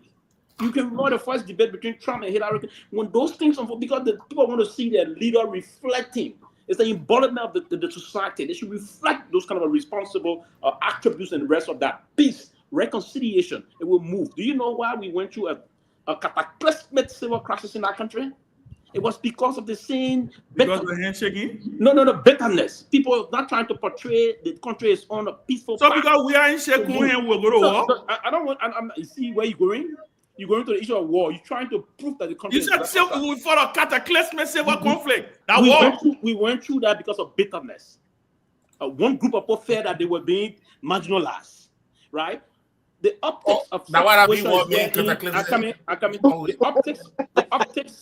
optics of situation, Ben, it got a major role in determining how we move forward in terms of our politics. If we have leaders, and you want to do that, I agree that you must come on the show. We're very, very combative, and I'm lambasted you lambasted me. We met the next day somewhere. I sent a handshake to you. I want to believe you're going to respond. So Pewee, point of correction, and I'm cutting you off. Kun did not extend his hand. I'm coming. Why you guys keep getting wrong information? Did you listen to Togar? Togar at George, we have here. But let me ask a question. I'm coming. Pewee, and I like this part. Let me ask a question. Jeremiah Kun is the sitting vice president of the Republic of Liberia. Mm-hmm. He did not extend his hand to the president, to the former president. The former president, when he got down from the car, we can play the video here. When he got down from the car, his hand was already on his chest. Did you see the follow-up under the Palawa Hall? Which Palawa Hall? When they all met under the Palawa Hall. Yes. Where they sat, where they met. Yeah. Did you know what unfolded there? What unfolded there? I don't want us to take time. No, what unfolded there? Speak it. What unfolded there? It's not a debate about this. I thought it was wrong. Pewee. I thought it was wrong. Pewee, point of correction. Point of correction. Right? Point of correction. What? First of all, this person, the president shaking your hand right here. Who is this person? This is probably a family member of Prince Johnson, right? When the president got down from his car, and now I said, y'all please move the picture, and I think can distract me when I'm talking. I let it flow and look at my fellow panelists. Thank you. Yeah, because you know that's what I say. When the president got down from his car, his hand was already on his chest. The person who and maybe Togar don't know diplomatic etiquette. Togar is not George. We are Pierre. Togar he's not even George. We are on the same level. If Togar should have read when you could diplomatic etiquette, people you know that you are diplomat. Ben, how you speak so condescendingly of the man? The man is Togar George. We are Pierre. He's a lawmaker. Is he George? We are Pierre. Are they on the same level? He's a government official in the lawmaker. Pewee, Togar and George, we are not on the same level when it comes to hierarchy. In terms of what? Please, the former president. But that's my point. That's my point. And you have to understand where I was coming from. I come in. Where I In was definition coming of diplomatic etiquette, I mean, you have to extend a handshake to those that are on the same caliber with you. Pewee, you're making it sound that when President Weah got on from the car, his face was tired. And when people were speaking to him, he even opened his mouth. I'm not saying that's not what he did. Pewee, President George Weah, as he got on from the car, he put his hand on his chest and he nodded. Togar extended his hand after he saw his two principals, by the way, extend greetings in a similar way. Ben, let move on. Let move on. I don't want. But maybe let bring Abu or he been waiting. I will conclude on this real quickly. Yes, what I would say, for instance, I listened to our dear sister, but then I was having technical issue. I slipped out, but I listened to part of a conversation that this thing would not. She's based in Detroit and the rest of that. No, this is not about when Air France are going to Monrovia or other Air France, even the Brussels. Everybody don't fly on Brussels. You don't have to be on. Pewee. I don't want to distract me. Also, no, Pewee. That play the video so you can clear the air. I want you to know so we can clear the air. It will distract me. I don't want you on. Please. Okay, y'all pause the video. Let Pewee finish talking. It will distract me. Y'all pause the video. Let Pewee finish talking so we can play the video. So Pewee can see it. I don't want. Yeah, to see where Ben was distracted. You're right. He want a distraction. That's true. Yeah, Ben was distracted. I'm distracted, and we fair. Yeah. Fair. Yeah. But let Pewee finish. Then we'll go to the video. Back to the discussion. I want to believe the coming of Ethiopian Airlines is a very major boost to our travel process. I'm one of those individuals that travel Ethiopian Airlines time to time from Newark Airport, Liberty Airport into Lomé, Togo, Accra, Monrovia. But the fact that the airline is moving directly into Monrovia, that's going to give us some boost into our travel process. A lot of folks are going to enjoy traveling with it. I agree with you. And again, and let me say here to you, there are folks in Phoenix, Arizona. I can recall you fly from Phoenix, Arizona, you come to New York to catch your flight to go to Monrovia. People leave from all part of America here to go. So that's not an excuse that you're in Detroit and you're not. Whenever you're traveling from Detroit, you have to come to Washington, D.C., New York, or whatsoever to connect any other flight. So I thought her point there, they didn't justify whatsoever trying to push yet. The airline going to benefit a lot of Liberians. They're going to travel from the DC area. If you're in whatsoever place, you're going to move here and kind of connect that airline. It's smooth. It's a 9-10-hour flight into Lomé, Togo. Coming back is also going to help us. I want to say to the government of Liberia, thank you for that. It's going to benefit the people. And secondly, the Liberian government does not have share in that. That's a business owned by the Ethiopian people. So there's nothing. The only thing they're going to do, they're going to pay taxes, Mama. They're going to pay taxes to our country.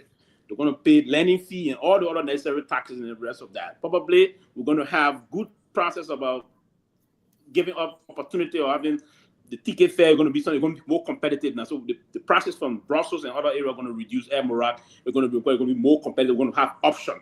So it's going to be an option to fly on Ethiopia, Air Brussels, and the rest of that. So I thought it's a good thing. We look forward to Emirates coming soon also. Emirates and other airlines coming to the city so we can boost our country. This is about productive Liberian mindset. It's not about looking at it. If we're not there, then it shouldn't be good. No. So that's just my conclusion. On the other debate, I've done with that debate. Thank you, Pewee. Thank you. Studio, can you people our video up? I don't know how we're going to that. No, my man, Pewee, don't. You say we won't give you time. No, go ahead. Please, you show the video. Marcel wants to see the video. Got a video right there. George, we got hands on his chest. Cool hand on his chest. Yeah. Who put hand up? Togar, yep. I see that. Go back, please. Right there. Thank you. Please move it a little bit.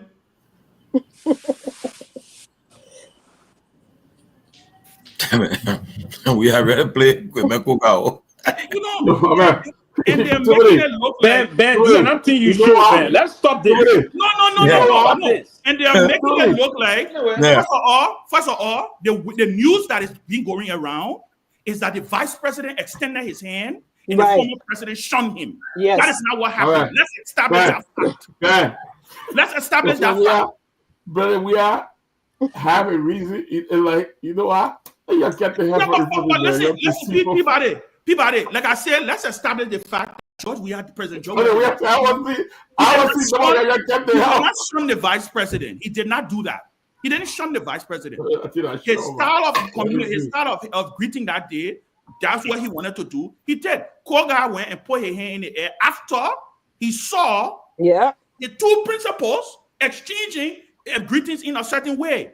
That is not diplomatic etiquette. Then somebody can tell me that Togar and Joe we are on the same level. They're not. Togar ever been president? He ever had president? That's what it means. But let's just move on. We shouldn't. There shouldn't be back and forth on this debate. But for me, I thought it was a bad offer. All right, you know. I don't think the rest of that. So we can move on. I would like to chance to talk. We'll go to Ben. Ben, Jonah. Yeah, thank you. Let me first welcome Ben Sanvee. Being one of the talks in the border. I want to welcome him. Like I said, since you prepare government, you welcome me, Ben Sanvee. Pewee, do you know about strikes in our country? You did a boy. No, I'm telling you. No, but I can't be no. You got a problem. But the 2 million, he want to get 2 million. Then you welcome me, Ben Sanvee. So that's not the acknowledge. I was fortunate to be in one of the time my senior brothers who did contest on the Liberia Party. Kehleboe Gongloe in Lofa at the time, the former political leader of the Tower of He has been here for a while. In spite of our political diversity, we high standard. But quickly, talk about the president, declining to shake the hand of the sitting vice president. Not an issue. I think it's an issue. Ben Sanvee. President, we are being national leader. If you go to an event where you see national leader, when they extend handshake to you, I think you should reciprocate that same handshake. Which president we are the even during the transition period, at the time he was president, he did refuse to shake hands with the current vice president. As veto out there, he declined to shake hands with the current vice president. I don't want to now on that. Somebody talk about it's not a big deal to have people coming to the country. Do you know what I mean? The rescue internet. Internet, we have to be letting because it's going to help to to boost our revenue when the government system. So how can somebody say it's not a big deal? It's not a big news. It's a news that all of us is celebrate. It's part of our political alignment. So for somebody to say it's not a big deal. But quickly, one of the colors called and said foundation did not have money to raise stuff. This foundation, when President Guar lost the election in 2017, went to Lofa. He attended for organizations. This foundation also donated a short in 2022. So how can somebody come on this platform if not because of political sentiment and say what are you reading from? I think we gotta be honest with ourselves. You may not like President Guar, but this man has inculcated an assembly leadership. He has shown as president. We don't even like him.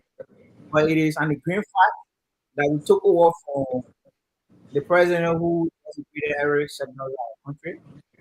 And we are on path, as you have seen in the draft budget, the security who protects life and property will be affected on the insurance company.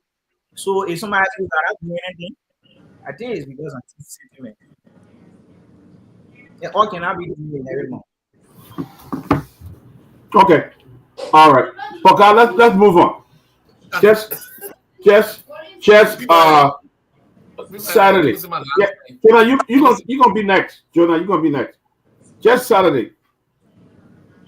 The president had a lecture party. They were charging hundreds of dollars. I think they raised over $200,000 to the foundation. We saw the other day President Joe Biden Foundation gave over $400,000 worth of medical supplies to different hospital clinic around Monrovia. And they raised over $180,000 that night. And then we saw something strange. Now we're talking about we criticize other presidents. We are government. We criticize them for having all this luxury and this, but look at what happened at that party on Saturday. I was so embarrassed, because there's a government that ran in to rescue the Liberian people. The kind of animal then that was floating and coming up and stuff like that at that party, I was embarrassed because you're sitting there and you're wasting money. There was a major graduation at the Liberian Maritime Academy that the president should have gone to, but he decided he opted out of that to go to Ralphie to welcome Ethiopian Airlines. But John, I want you to come in. Look at the waste. You raise a question, bro. You raise a question. I'll go to Jonah and then I'll go to you. But look at the waste that took place on Saturday at that luxury party. I want you to chime in. One thing I know the former president does very well is that he never takes responsibility of anything he has ever done wrong. It was Anna Ellen or it was somebody else somewhere, wherever he has worked before. And I will pivot a little bit to this handshake. Let's see who was very disrespectful to Prince Johnson during his death. Look, certain things, common sense will tell you. Even today is my birthday, and a friend of mine just passed. If I can't suspend this was not a government function to say we cannot suspend this function. This is your personal birthday. And you were just there. You were cool. Was there saying you were cool. Was there crying? And the next meeting you're there laughing. Like, what is the human here? Who is more disrespectful? We want to talk about disrespect. Yeah. The former president did not shake anybody's hand. Don't forget that. What about on another person who just died? The guy who help you. Just one day after, you celebrating a lavish birthday. And in fact, the last time I checked, when they came to the way of greeting people, the last time I checked, there are about 13 ways you can greet people. You can wave, you can shake hands, you can boss, you can nod. 13 different kind of ways people can say. So this whole thing about who's shaking, it's nothing. But I wish this brother from UP, from my last thing I would say, if he could even tell us what that airline will be bringing to Liberia. Did he do a little research and say, hey, this airline coming here, Liberia will have maybe 0.2% will be added to our economy. I hope you have those answers for us. Thank you. Yeah, that meant push to the. Can I come in, please? Go ahead. Okay, yeah. After Sylvester, you want to chime in before Sarah come in? No, if you want to come in, you can go ahead and I'll come after. No problem. I don't have. No, go ahead. Okay, thank you. Before going to the debate about the party, first, my dear brother, the issue of the airline coming, it's not again that we're going to hold share. They're going to pay taxes to the government. It's one. Another thing they're going to do, and I want to understand this when we discuss it on the show here. We don't have to be moved by the public sentiments and what have you. We have to just speak the reality out. Another thing they're going to do quickly is that they're going to employ certain Liberians that are going to have jobs. So these are the two things that are going to happen. Yeah, all I'm asking, I just want to know the plus. There are times government invests and the country lost. So the government is not investing here, and that's the wrong thing. It's not the government that's going to invest. There are times government can bring people in and still lost money. It still lost money. This one government is not investing. Ethiopian Airlines got more than 600 destinations across the world. More than 600 destinations. And one of the destinations now include Monrovia, Liberia. The airline going in the country to do some. So what they're going to do, apart from paying taxes to the government, airport royalty taxes to the airport, and that of the Liberian Aviation Authority, and the one flight zone process, they're going to pay those things too. They're also going to employ some of our citizens. Those citizens are going to be employed, and they're going to contribute towards the country economy. So the local economy is going to strengthen by those employment. It's one I want to say quickly. But let me move back to the issue about this birthday, the lavish birthday that was organized by the president. I'm personally disappointed because the president coming to office said a lot of things that he lived as a simple man before. An ordinary man, simple man, he didn't live the kind of life. The first mistake Mr. President made in this process was his wedding anniversary. That was a very lavish wedding anniversary. And again, a couple of days ago, the celebration of his birthday. Now, Mr. President, let me say happy 80th birthday to you. But I thought the optics again about this process, it was totally wrong. And it was also in violation of the code of conduct because folks were being taxed to pay money, $500 or $600. They were buying ticket to attend the president's special dinner. Like for instance, Noka, there were almost $20,000 the Liberian, the oil company Noka paid to that process, right? So most of the senior vice president, other vice president, they pay $1,000 each for a ticket. This is a violation of the code of conduct, Mr. President. And if you came in this country to say, you coming in this country to say you came to fix things up and do this, and you're allowing the folks to blatantly violate the code of conduct, this is totally wrong. I believe that we need to condemn the government for this process. And you say you used to walk from where Wasanga to this place was thinking you live in your house for more than 50 years, but coming to the presidency and celebrating the way you're doing as the presiding officer, the chief presiding officer of the republic, I thought that was on a bad premise. And those government officials that violated the code of conduct, we're going to hold their feet to the fire, and by Mr. President accepting this money, because this money, the information is that this money is going to his foundation. You cannot do that. That's not the way to do, to force government officials to buy a ticket to come to the dinner. And the information I'm getting, they were compared to come buy a ticket, $600 for a ticket. Certain government officials, for instance, Noka, the national oil company, each of them, the vice president paid $1,000 each. Noka alone gave $20,000 to this process. So I thought it was unfortunate to speak to that on the most serious. There was a very great question you asked at the Peabody, or whosoever asked, but it was a great thing. But I tell you, it's disappointing, it's counterproductive, and we should not indulge into those kind of a wasteful spending. It's terrible and unacceptable. Okay, I agree. Who's next? Yeah, Sarah. Yeah, I 100% agree with you, Pewee. These were people who criticized the We Are government for everything from ABC, from A to Z, everything that they did, they criticized everything the We Are government did, they criticized the We Are government for. And this is just a blatant hypocrisy for them to come to power and repeat and even go worse beyond the things they criticize the We Are government for. This is wrong. And to me, I think the president made profit out of the Liberian people. He made profit out of the Liberian people by taxing people to go to his birthday, and Liberian children are not in school, or people are passing around in hospital, people are dropping dead. This president is a joke. He doesn't mean what he said. And to crown that, they use the handshake of We Are as a diversionary tactic, in my opinion, because first of all, Prince Johnson made him president. Without Prince Johnson putting his neck on the line with the buy-in for them to vote for him, he would have never seen the presidency. And for Prince Johnson to be lying down dead, and he go celebrate lavishly, and the Jeremiah man who was there acting like he was crying, and the next minute he's there laughing, that's hypocrisy, and that's a disservice to his family. That is a disservice to his family. And they should be happy. They should be the people of Nima, the peace-loving people of Nima should frown on them for that. They're passing around talking about We Are handshake. What about you, you Boaka? Prince Johnson made you president. Well, Prince Johnson, you would have never seen the presidency. And he can be lying down here, people grieving, and you passing around partying, and then you want to talk about handshake. Your folks want to come sit here and talk about handshake. Nobody's stupid yet, man. Nobody's stupid yet. Thank you.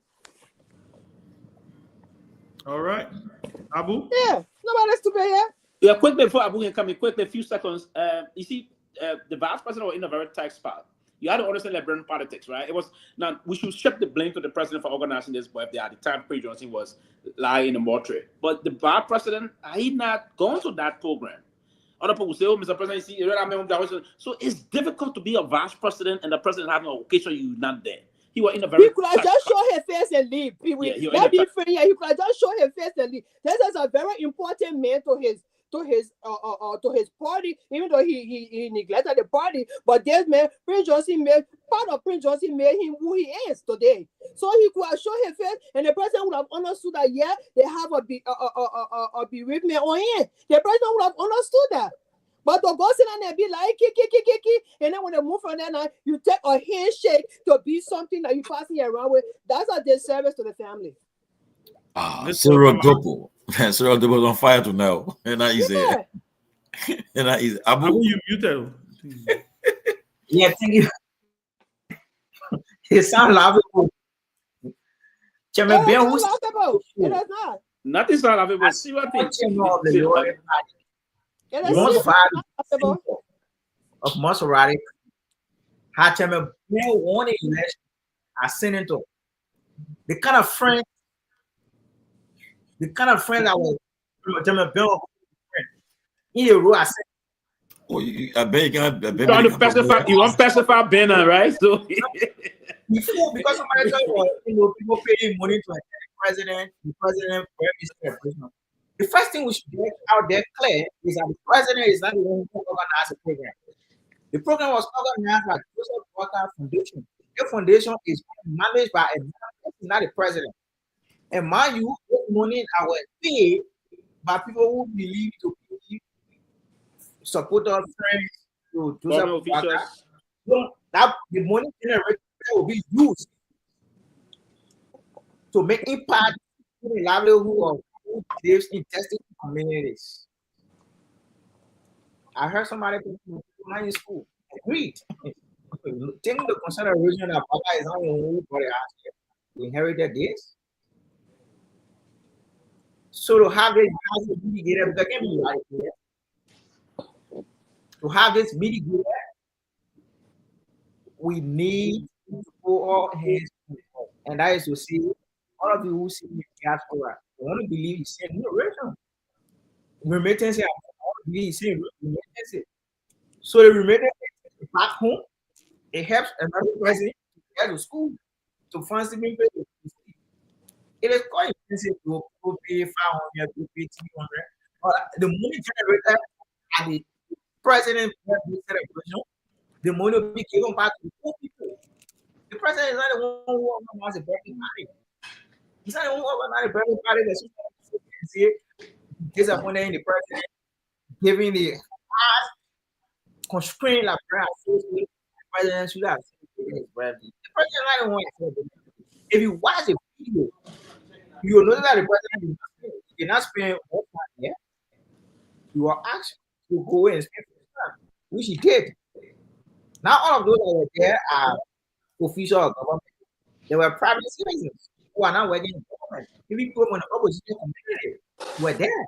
They did not go there before Joseph Baga is home, but they should plan a program prior to the death of Senator Johnson. So, for somebody Jeremiah is the vice president. He has said Jeremiah such an event when his boy is doing that, especially after Mark, it was birthday. I'll start speaking. And the reason why I use Tomalin is Tomalin have war at the time. Imagine having problems. You won't befriend him. But let me say this. Abu, let me say this quickly. Leader and as a sitting president, you know how many people want to befriend president? Yeah. So you see, Abu, this is what I was saying earlier about the conflict, the current reality that the Unity Party is facing. Because here you are defending the president having a party or his foundation. I gave you that. You say it was his foundation. First of all, in our setting, right? That's one of the reasons why the code of conduct, all of these things, for me, I think the code of conduct is virtually dead. To be quite honest with you, I don't think anybody respects the code of conduct anymore. So I don't even know why we can always even try to, I don't even know why we try to even reference it. Because nobody obeying the code of conduct, to be quite honest with you, from the president all the way down. Everybody just doing their own thing, right? I remember very clearly during the Myean years, it was not called a GMW Foundation. He didn't have GMW Foundation, right? There was this thing about his wife, the Kehleboe Foundation, had these events. And Unity Party people used to criticize that there were government officials, The same thing he is talking about, that parastatals and functionaries of government are being asked to go and donate to this foundation. Of course, Abu. If the president has a foundation, everybody will go donate to it. Our country. That is the reason why in structured and other civilized democracies, presidents don't have foundations. Why in office? Why in office? Thank you. That's what I wanted to say. Why in office? I remember clearly in this country when Hillary Clinton got named Secretary of State. She was not even president. Secretary of State. It was mandated by the General Accountability Office of the United States government that the Clinton Foundation make available all their donors to the government because they did not want conflict of interest. Right. There's a reason why when elected officials are in office, they discourage them. This thing is discouraged because the lines are just too blurred. There's a thin line between trying to gain favor and donating to a charity. 99% of the people who made donation to that foundation want something from the government, or they got something from the government, or they're trying to do some kind of thing. And you can't blame them because you know what? That is a way to get access. But when you guys criticized it in the past and said that it was bad, and then you come in office, in less than 1 year, we have seen the reviving of the JMB Foundation. We have seen the establishment of the KYB Foundation. Today I saw the First Lady, by the way. Thank you, Madam First Lady. But I saw she went and the president went to dedicate a ward at a clinic. And they got a picture on the bed sheet. These are things that, so I'm only saying, and I will say this to you, the problem the Unity Party is going to face is this problem of hypocrisy. Yep. That you hammered the CDC. You said everything. If I remember when Garguah had the We Are project, I never forget. I think Abu used to be one of the people. I'm not George Weah. Oh, that the country money he talking We Are project. That the country money he talking We Are project. When he went, and I think they were putting street lights coming right in all the capital around the country. Oh, that we say he taking the country money. He said that We Are project. Was it not the ordinary people benefiting from the light too? So what you are criticizing it for? What you are criticizing it for? When the First Lady was raising money. By the way, I think one of the most revolutionary things that happened under the We Are administration, or at least from a non-profit standpoint, is that City of Hope. Y'all go follow the work that's happening at that City of Hope. They will not praise it, my brother. Go follow it. I don't know if they stole government money to build a City of Hope. If she used her influence to raise money, but see the lives that they're changing over there. So all I'm saying is, if the First Lady Foundation will be able to raise money to benefit the children of Liberia, then just continue what we are doing. Yeah, but it was not the foundation; it was her office. Let me come in small, right? Abu, let me come in small, right? But on a serious note, that issue about that foundation hosting the president's birthday, I think it was okay. Yeah, before I speak to this next, let me just say this. Like people said, the foundation, they lost their legitimacy prior to election, and then to come out again, they're having this stuff. People will give. Even right now, said the Prince Johnson's death, right, on the map. I heard that they're carrying rice, food going every day, and they wanted the money Nima in Morovia. It will happen because of those involved. You say this, but these are things supposed to be mindful for that. When you criticizing something, don't do the same thing. The problem people got with the UP government is that they said it wasn't going to do all the things they do right now. They wasn't going to do it. They're going to do different things. But now the president wearing customized shirt, JMB on his shirt, probably treating everything now. Everybody have lost that credibility. So y'all critical about. But quickly, right? But quickly, let me just go to this issue about the Supreme Court.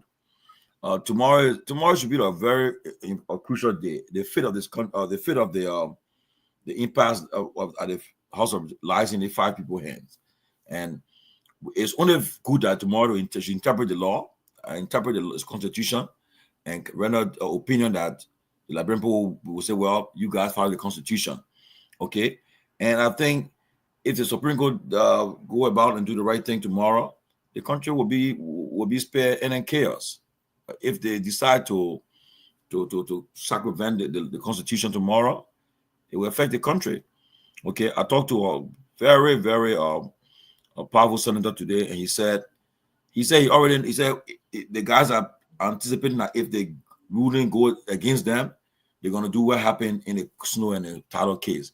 But now, the only way they will succeed if the president Boakai, even though he's supporting them, but if he decides to stay on the side to do what's happening, or the president, the Supreme Court issue a ruling tomorrow, opinion tomorrow, and it says that go back to status quo ante, go do your removal the right way, and if they fail to go to session, and the president decides to cooperate with them, then that's a problem. But if he decides to follow the law, it will be the best interest of the country. So tomorrow, let's hear what we hear from Nyenwolo, CNN Johnson, Yusuf Kaba, Yami Gbese, and what other guy name? What the last guy name? What the last guy name? Johnson, not in Agbeda. Oh, Yami Gbese. Yeah, that you. You put a picture of me. Put a picture, please. So we have you, James Edward Howard, Wooded Colley. Yeah, Wooded Colley. Yes. Yeah. Okay. Yes. So the 5 of them tomorrow, they have the choice. Either Liberia will follow the Constitution, or will go through the wrong path. So we'll look up to them tomorrow. Let this impasse end. It starts on October 17th. It's been on.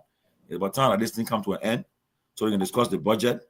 They can move forward, because there's nothing they can do with all the other branch. So the other body. So we want to see this thing come to an end tomorrow. I don't know what you guys think tomorrow will happen. You think tomorrow they will follow the Constitution, or they will play games with the people's lives? I think the Supreme Court should do the right thing. But if you have lawmakers who say that they're not going to follow the ruling of the Supreme Court, then it's dangerous. It's very, very bad for the country. It's really bad for the country, because the Supreme Court is the father. So if they come up with a decision, and you have people who we call lawmakers, and they say they will not go by it, then I think it's time for some action to be taken. I think the executive everybody need to follow the law. So whatever rules required for those who do not want to go in there, those who disrespecting, disobeying the law, whatever rule required for the removal, then it should be removed. And then let the country, because you cannot hold the country at stake because it's been too long and nothing really happening. You can't hold, but it depends. The executive could say, you know what, I will work with the majority or work with the cover block. You don't know, because we saw budget going there. We saw ministers going to the breakaway group.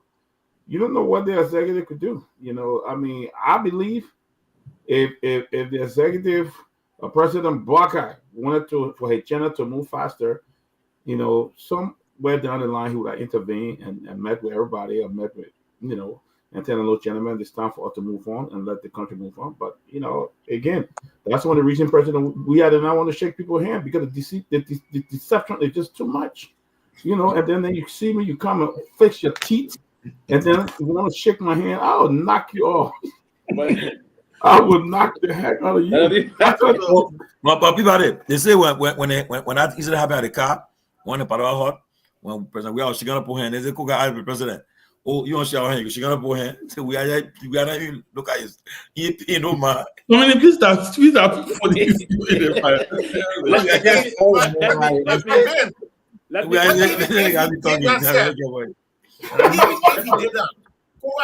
All we are beginning. The oil beginning. No, Ben said not the same about. So, but we are not on the same level.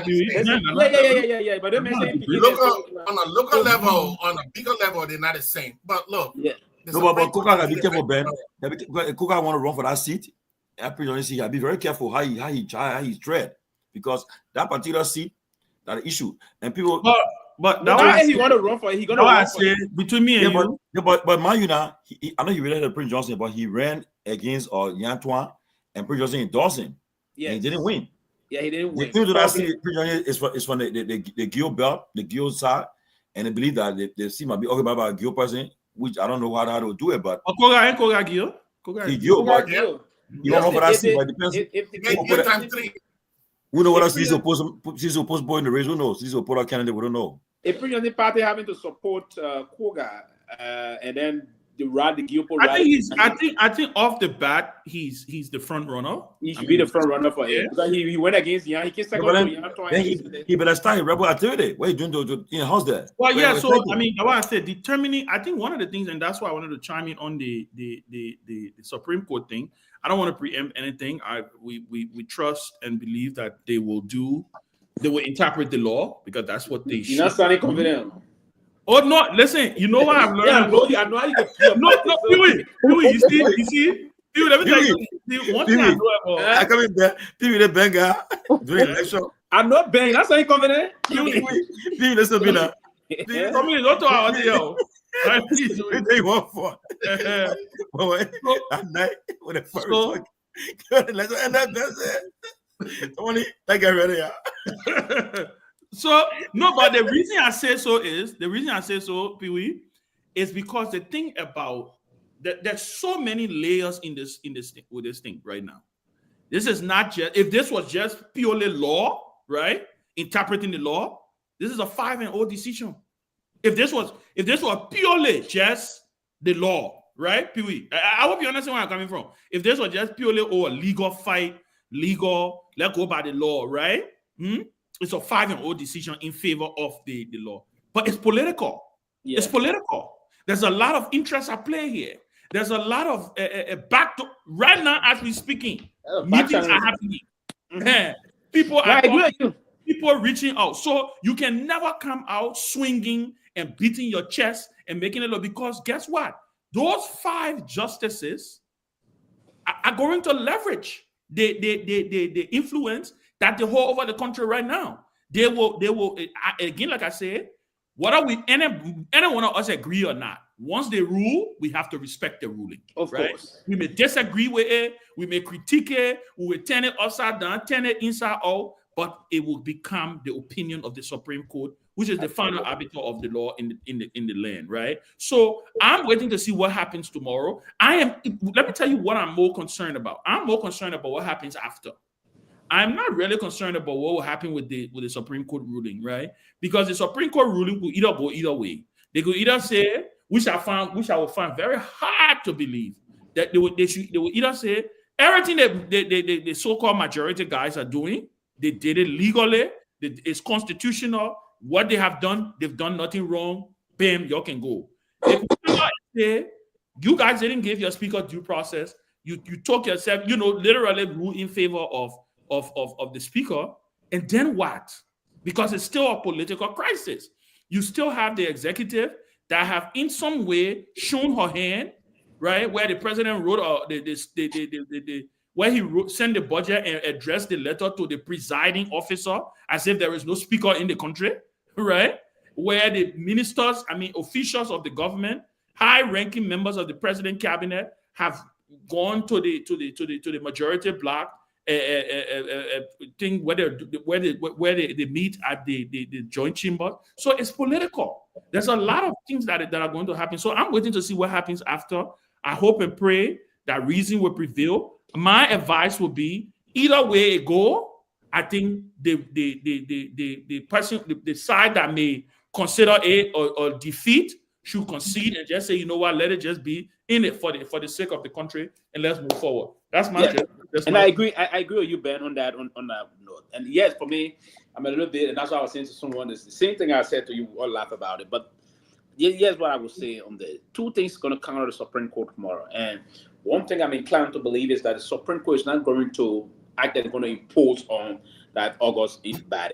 Mm-hmm. They're going to behave as though that they are separate. They're going to respect the process of Article 3 of our Constitution, One thing I'm afraid from both sides, the Supreme Court either will say tomorrow that where the majority of black is seated, that's the place business should be done. Who have the quorum?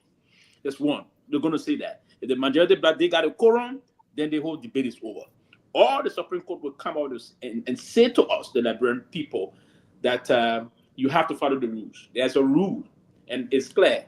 Anything that runs contrary to Article 2 of our Constitution is not done well. So if you don't, because the Constitution is instructing that you set your rule, and your rule, did you go by your rule? If the Supreme Court said that, then Kofa will come and get some level of live stream, right? They'll get you some live stream. And if that's the case, if I were in the Kofa shoe tomorrow, if that were to happen, then I would throw in the towel, right? And because the debate will not be over. The fact that the Supreme Court will say you didn't do it right, go and do it right. If they said go and do it right, Kofa have won on the substance of the law. Now, he does not have the support of his colleague in terms of the number. Then if I were the speaker in that term, I would throw in the towel and move forward. But if the Supreme Court move and come out and say the majority, where the majority is, these are the two rulings that we may anticipate tomorrow. Where the majority is, or who have the quorum is where the majority is, they discuss business, then Kofa is done. There was procedural matter, go and do it right. I mean, you nothing. You're going to have new speaker elections. So there where the process is going to go tomorrow. Again, what most of them are trying to push it, no matter the outcome of it, because someone is trying to threaten to bring in some coins on some of the justices, saying we can bring about the issue about impeachment, right? They're trying to do those things again. And then you write on that, on the basis of the political side, the maneuvering behind the scene. That's my perceived fear.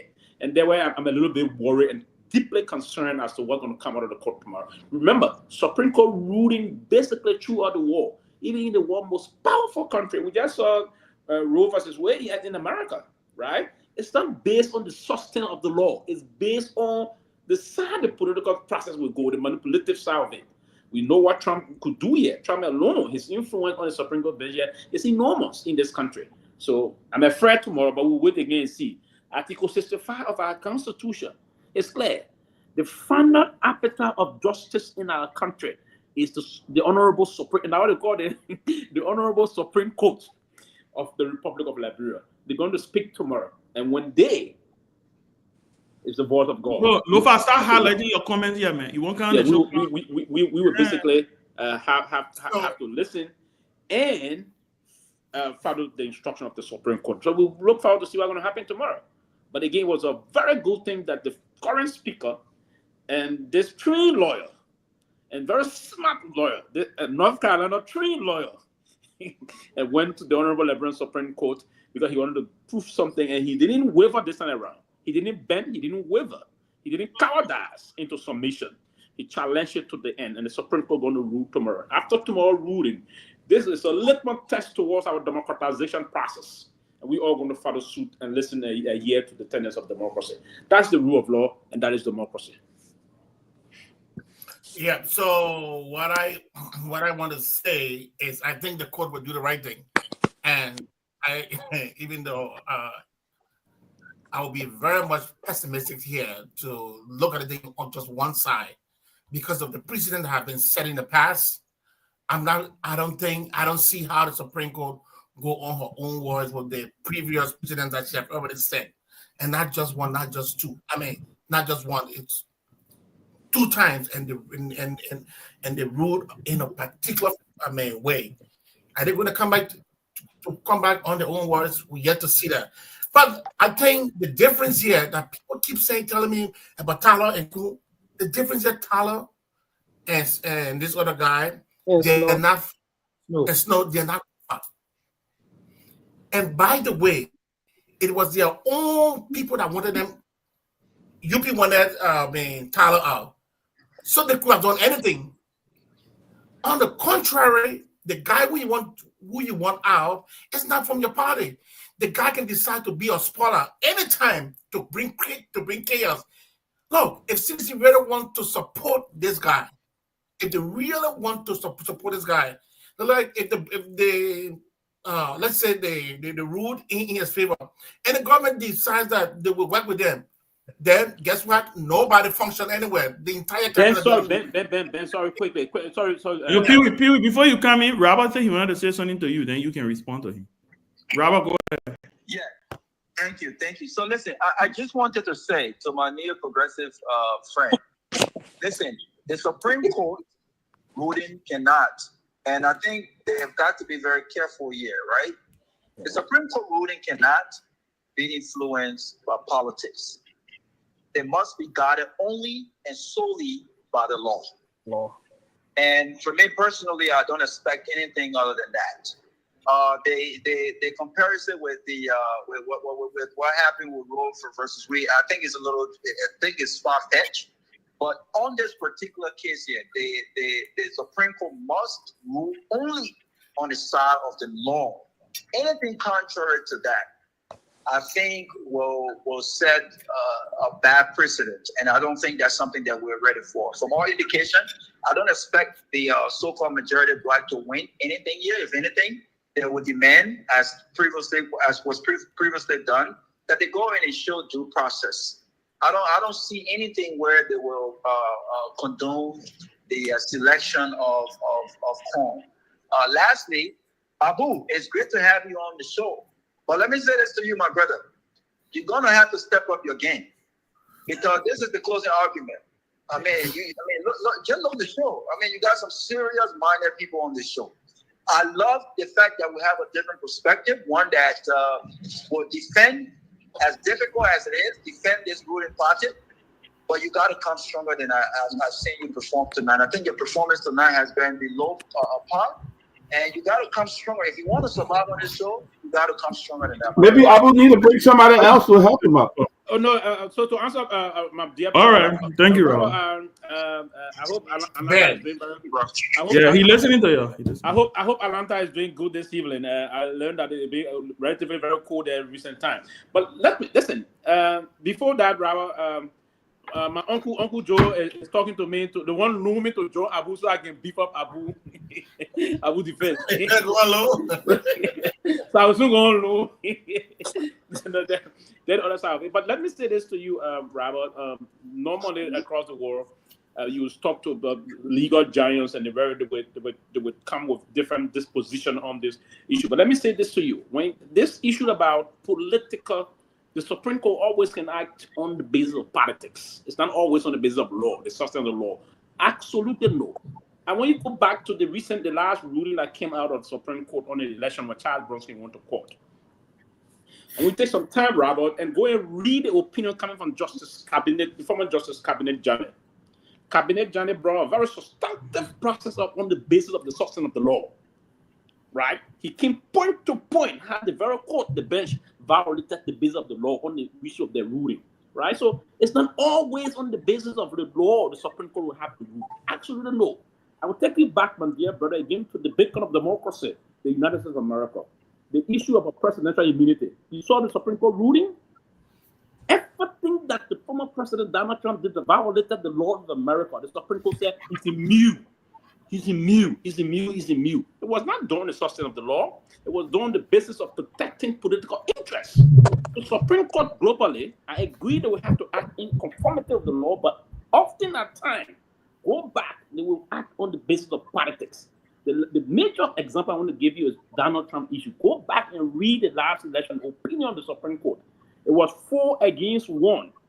The only dissenting opinion came from Justice Cabinet Janet. It's not that because he dissented. I took time to read that because his opinion on the substance of the law, point by point, and he was very adequate and detailed. That led to his impeachment by the former government. Right? So I come in 1 minute. So the Supreme Court does not always rule on the basis of the law. They rule on the basis of politics. And why you think the Democrats now pushing in this country when one Supreme Court, God forbid, resign or die, when that party in power can be rushing to appoint a Supreme Court justice? Why you think that is the case? You think it's based on the basis of the substance of the law? No. I agree. No. It's not on the basis of the substance of the law. It's on the basis. I come in, let me end with the Ben. It is on the basis of the law.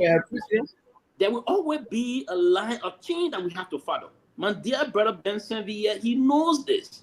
Ben Sanvee has been He's old enough to understand the analytics of our politics and the legality, the complexity, the legality, and the convoluted nation of the politics of our country. So we always have interest, and that. I've been into NSC the code 2017. Yes, yeah, yes, they understand it. But let me take this point.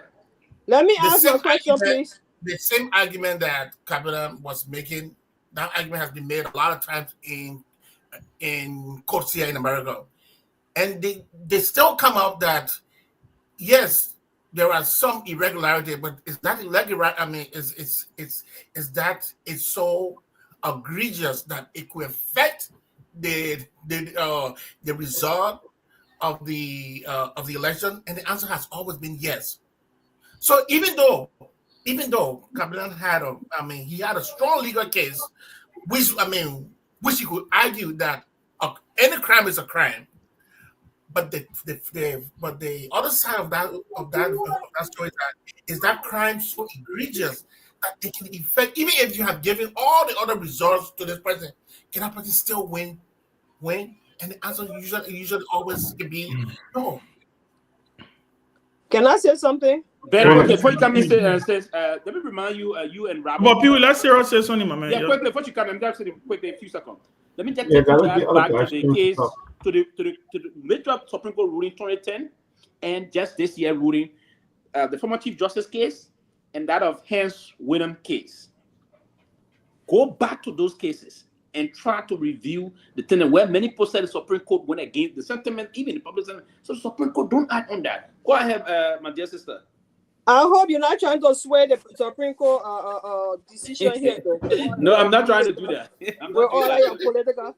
I personally would expect that the Supreme Court will rule based off the law. I mean, I understand what you're talking about. The politics are even in this very great country here. When they rule, I'm pretty sure the case of Donald Trump, they might have cited the application of the law, even though all of them have their own interests, but they don't sway away from the law. So I would expect that the Supreme Court will rule on the side of the law, regardless of politics. Thank you, Sarah. And the application of the law must be the sole purpose of this, of this ruling. And Abu, before you come in, I want to say something quickly, and I think you guys misunderstood what Robert said, and I'll speak for him in this direction. And maybe he can come on to correct me if he thinks I'm wrong. I don't think he said that. I don't think he divorced the fact that they could not rule based on politics. He said it should be grounded on the foundation of law.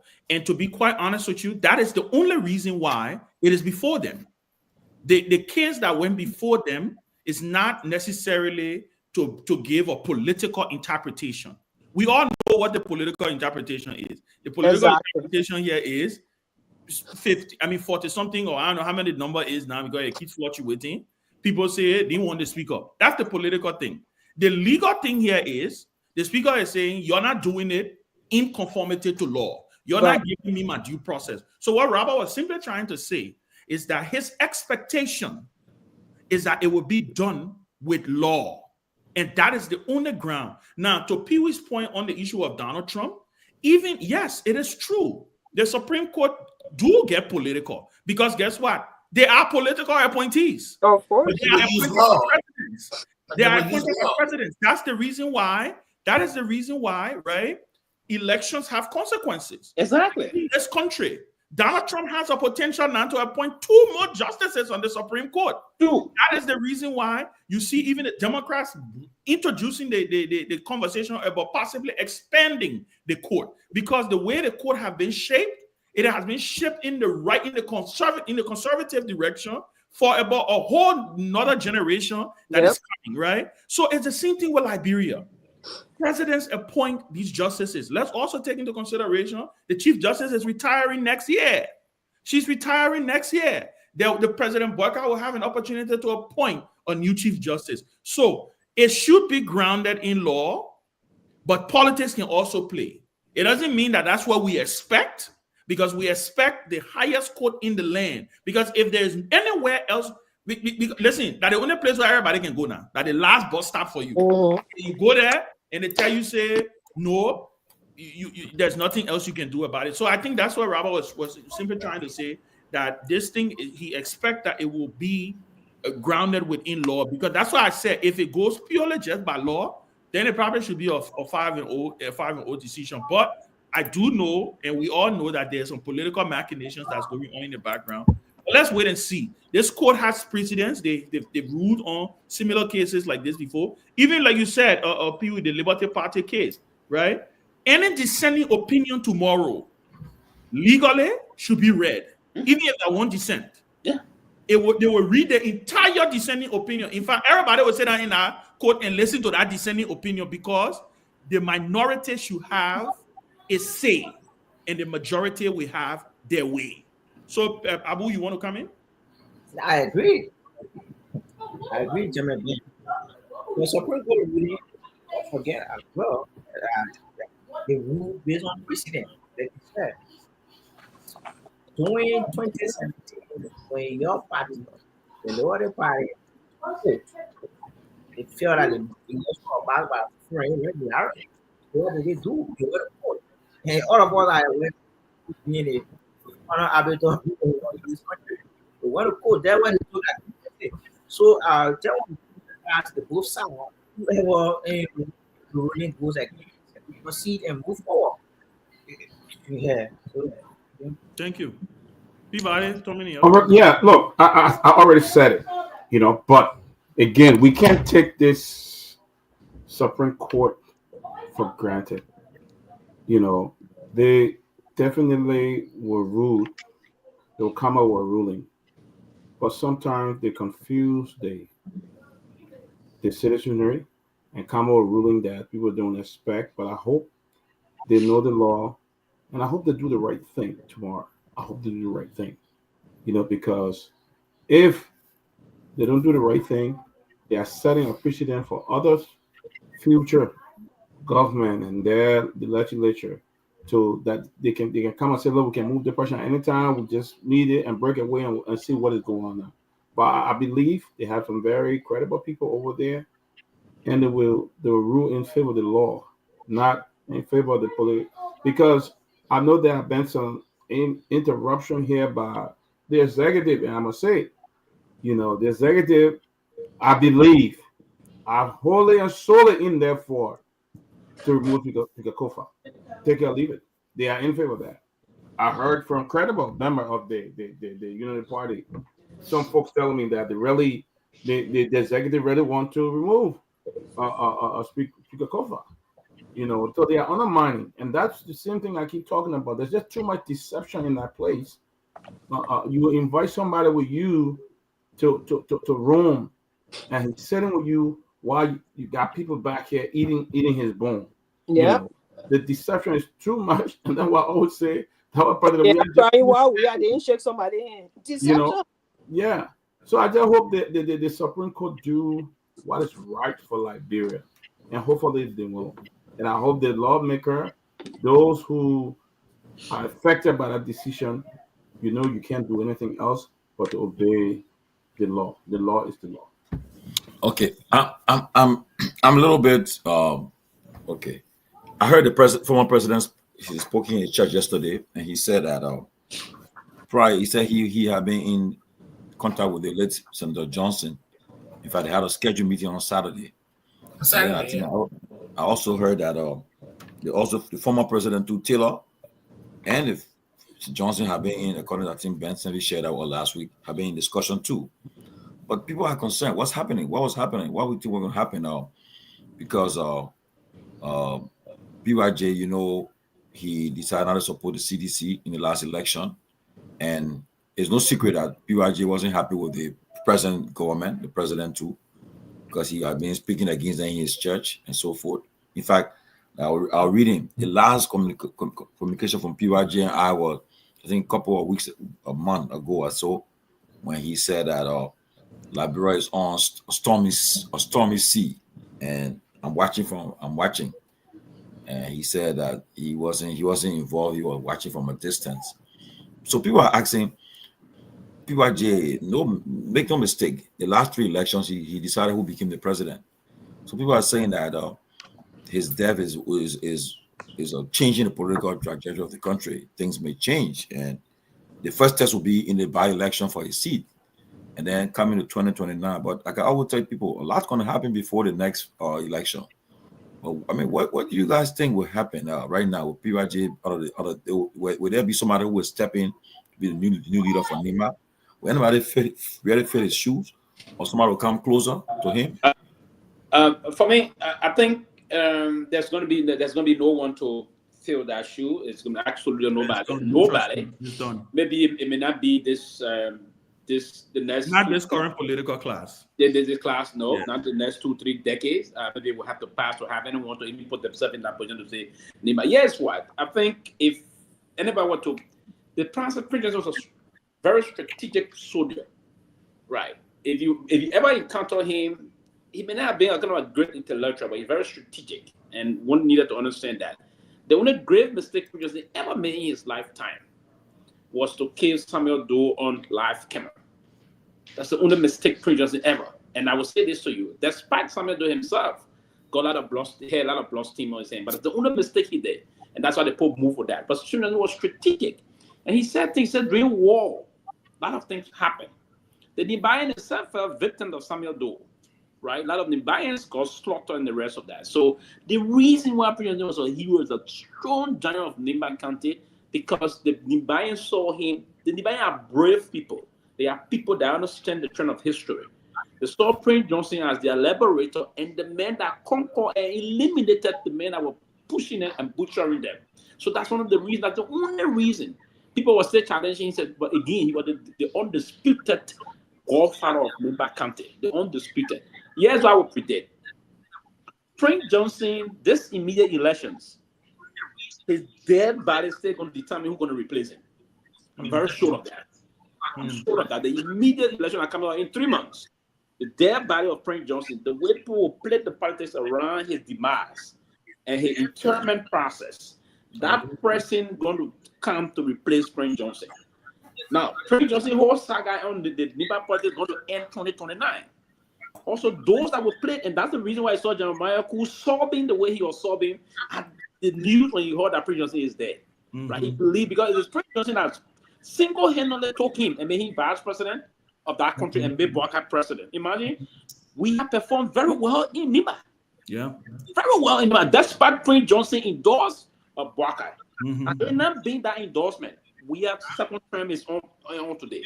Right? So it's part of the issue now going on. Prince Johnson, according to what the former president said, he and Prince Johnson have been communicating. Prince Johnson now is there and gone. But the immediate process. Now, it's going to change the structure of the paradigm shift of our body politics, but not the immediate one that is coming. The by-election, Prince Johnson, him, Prince, the dead body, him, Prince going to be on who's going to be the next senator, and the immediate next election, which is 2029. Thereafter, the Nimba County, now depending on how people are going to structure Nimba politics in terms of the tribal process and the geopolitical tribal line of Nimba, because geopolitically, the Guar are almost 68% in Nimba County. The Mana will come, then the Mandingos and the other tribes that will come. The little group we have from the Kokwea side, coming from Bonka, then during the Nimba border, the Pere and the rest of that. Pere will constitute like maybe 3 to 4% of the people found in Nimba. So basically, it's going to be a great something to look at. But yeah, Prince Johnson is going to have a legacy in Nimba, and that legacy will reflect on who's going to replace him come February next year. I want to share I share the same sentiments with Pewee. I think there is a fundamental shift that has happened. I don't think there is one singular person out of Nimba County that can fill those shoes the way he did, the way he guided the way he guided the political landscape in Nimba. I think again, Pewee is right on his potential successor. I think it's going to be key how the politics is played around. We don't know if he has any tapes out there on what he, I don't think he expected that he was going. I don't think he planned that he was getting ready to die, right? So, but there's so many things people will play into, right? His past messages, the things that he was saying, what he would want. The last person that I believe that he actively maybe overtly or covertly supported was Samuel Togar. Right? He did not openly really support Yan Twan. He at one point he said he was supporting him, but then there was a tape that came out, he was vexed, and then we saw a picture with Togar kneeling in front of him, and so that's why I said Togar is in a he's in the front runner position. He's still not. It's still not a done deal, because if one thing Prince Johnson Delph can tell us, Liberian politics is very fluid. That's why when people are making 2029 plans, I can tell them we've been in this game long enough to know that 6 months is a lifetime. And I use this example, very, very funny. A year and a half ago, if anybody had told you to bet, to go to the casino and place a bet, that the vice president of Liberia today will be called Jeremiah Cohn, you would have bet against that. Mm-hmm.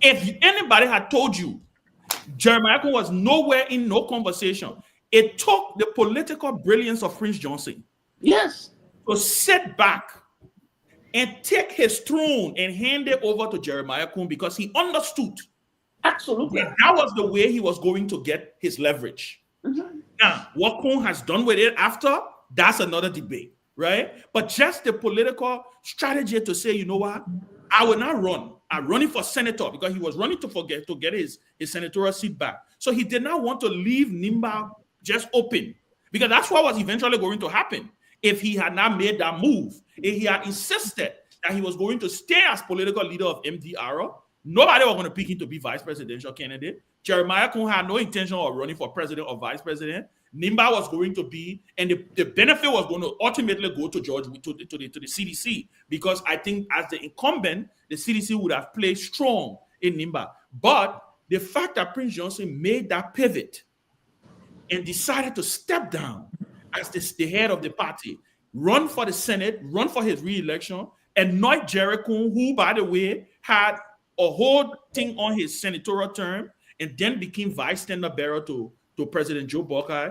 It speaks to his political acumen, right? So I don't think Nimba is going to get another Prince Johnson, at least not in. I don't even know if it's going to be in my political lifetime, right? I think there are young leaders who are popping up in there who will control different segments of the country's, of the county's politics. I agree with that. You will Tar Wongways, Musa Bilete, Samuel Togar, even the person who ultimately becomes senator, who replaces Prince Johnson, I don't think that person will hold the kind of sway that Prince Johnson held, because his attachment to the people of Nimba was also emotional. I see, Ben, you want to say something?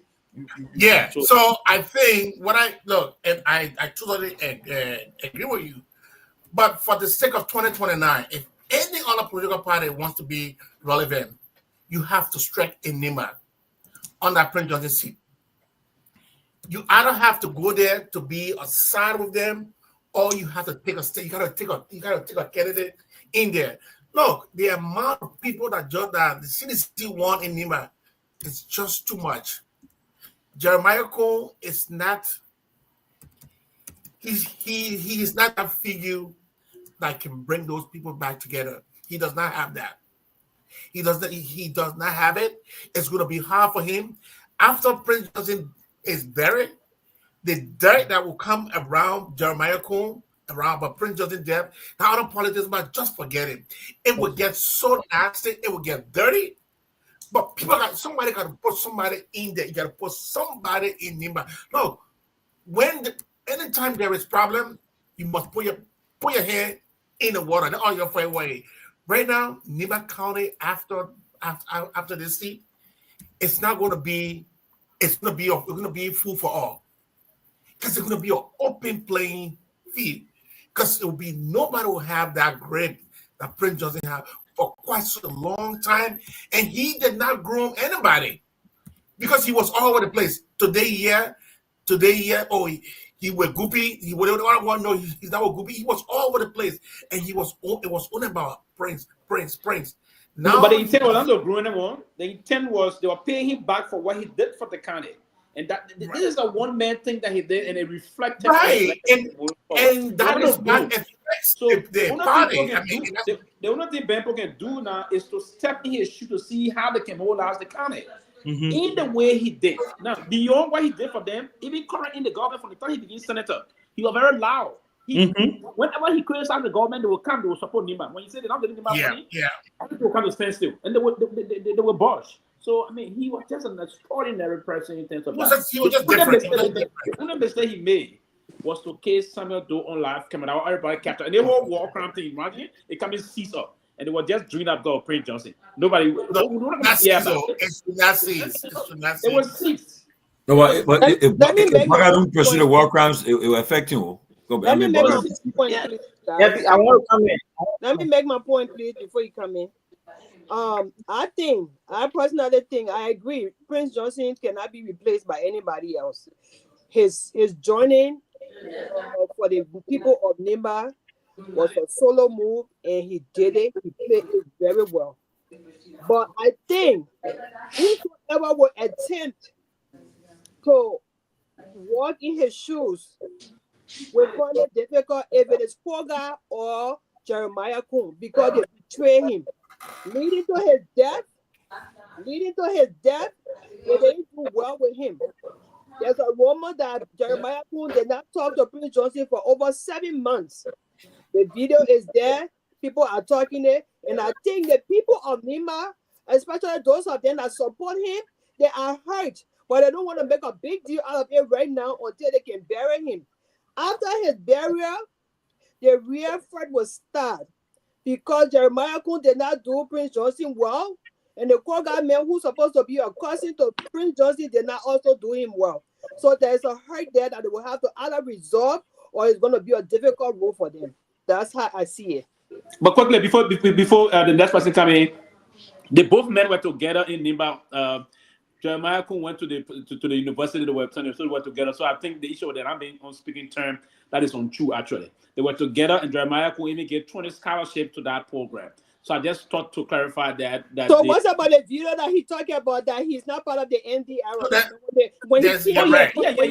Yeah. With that, I can speak. When he came on the ticket of the NDR to be vice president. But no. With let that wait here and go back. That's what I'm saying. There's still a rough feathers over somewhere there. People you will not expect him to be on NDR ticket when he contested as the party vice presidential aspirant. So it's clear at that point when he went as. But when the rest saw him on United Party ticket. So he is presumed United Party partisan, not NDR. No. Actually, so he was supposed to publicly disassociate himself from NDR? Absolutely. I don't agree with that. He was to play the card well and stay. Exactly. That's what politics is all about. Yes. So this is the party that brought you to power, especially at that helm of power. You don't disassociate yourself publicly. Yes, I agree with you on that. I agree with you 100% on that. And there's this. It's alleged that also he had not been really on course responding to the woman call when the woman called. Of course, yeah. But again, it's the woman that anointed him. He's an anointed man. Anointed him and took him to the vice presidency. All right, I get a Unity Party perspective. But how about Ben Sanvee? The Prince Johnson, the message on spirit of Ben Sanvee. I mean, me and Prince Johnson relationship are different things. God bless it. So now I feel bad that I didn't. Every time I call him and say, my son Ben. I said, by the time he said he was supporting you, me and him have one problem. But Ben, I told him. But I mean, before you come in United Party, United Party man perspective. Before United Party, Ben, you know this thing, right? I would say this. Good state. I know you want to tell me on that. Go ahead. We blunder on managing Prince Johnson. No, we did. Hey, man.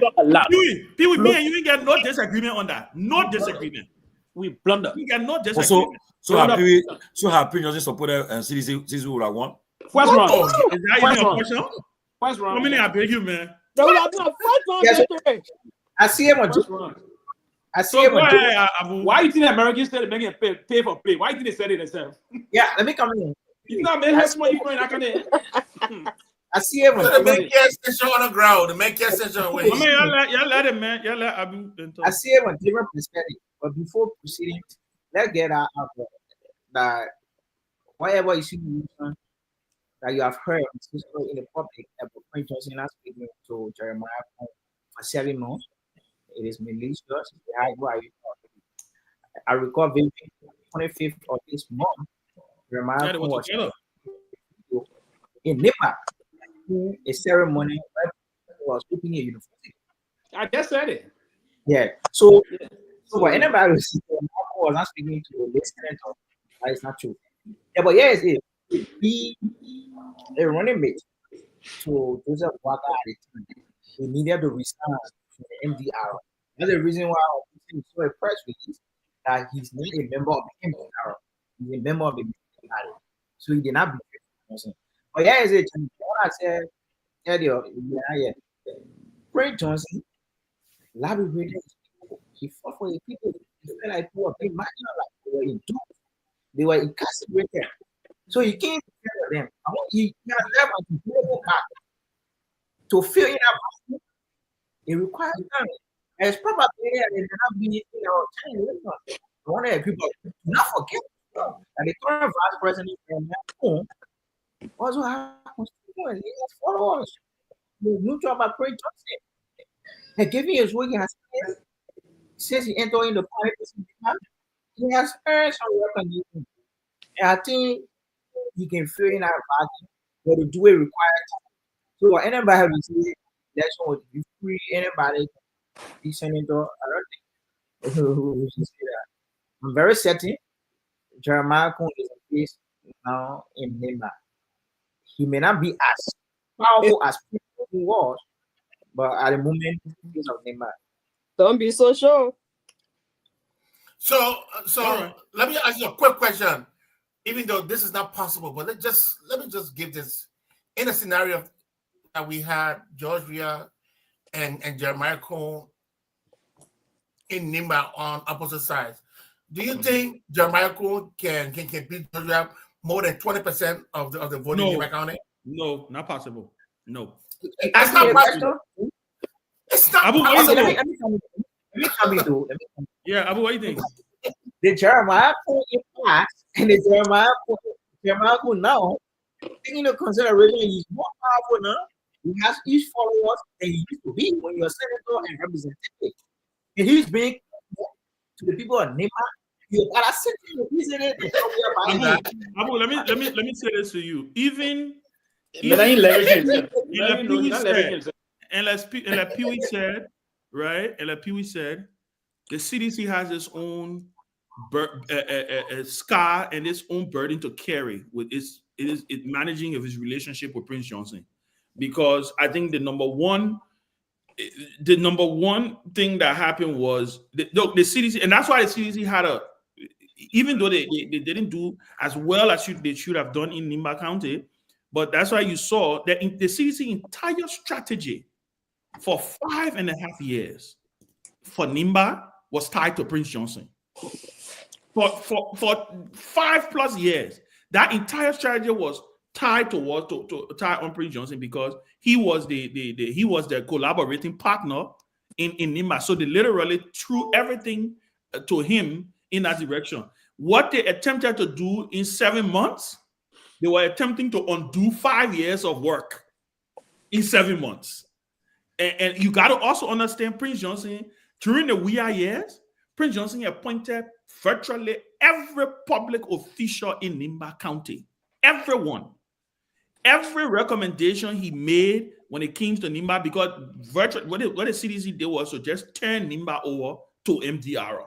Because I don't think anybody envisioned or envisaged that, they were going to fall off, right? But like people said, the management of that relationship, I'm thinking when you can look back and take stock, and it's further, it even furthers itself, Pewee, when you think about the fact that Prince Johnson started an outreach to the CDC. Yes. Because clearly he was not happy to where he was. Yes. Clearly. The fact I got a question. Okay, what a question? Yeah. Like the assertor, right? You said the CDC turn almost all of our responsibility to the LDR anymore. So if so, all the Prince Johnson fail to support, we have to agree. Yeah, but that's what I'm saying. It had to do with the management of the relationship. And I think the relationship was not managed. No, listen.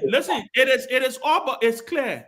Prince Johnson, and I think if the dead could talk, right? I want to be very sure that Prince Johnson regret that he supported Unity Party. Yep. Because I'm telling you, regardless of the fact that they got the vice presidency, trust me, the vice presidency is a minimal position. Trust me. But they say Boyka even black is number.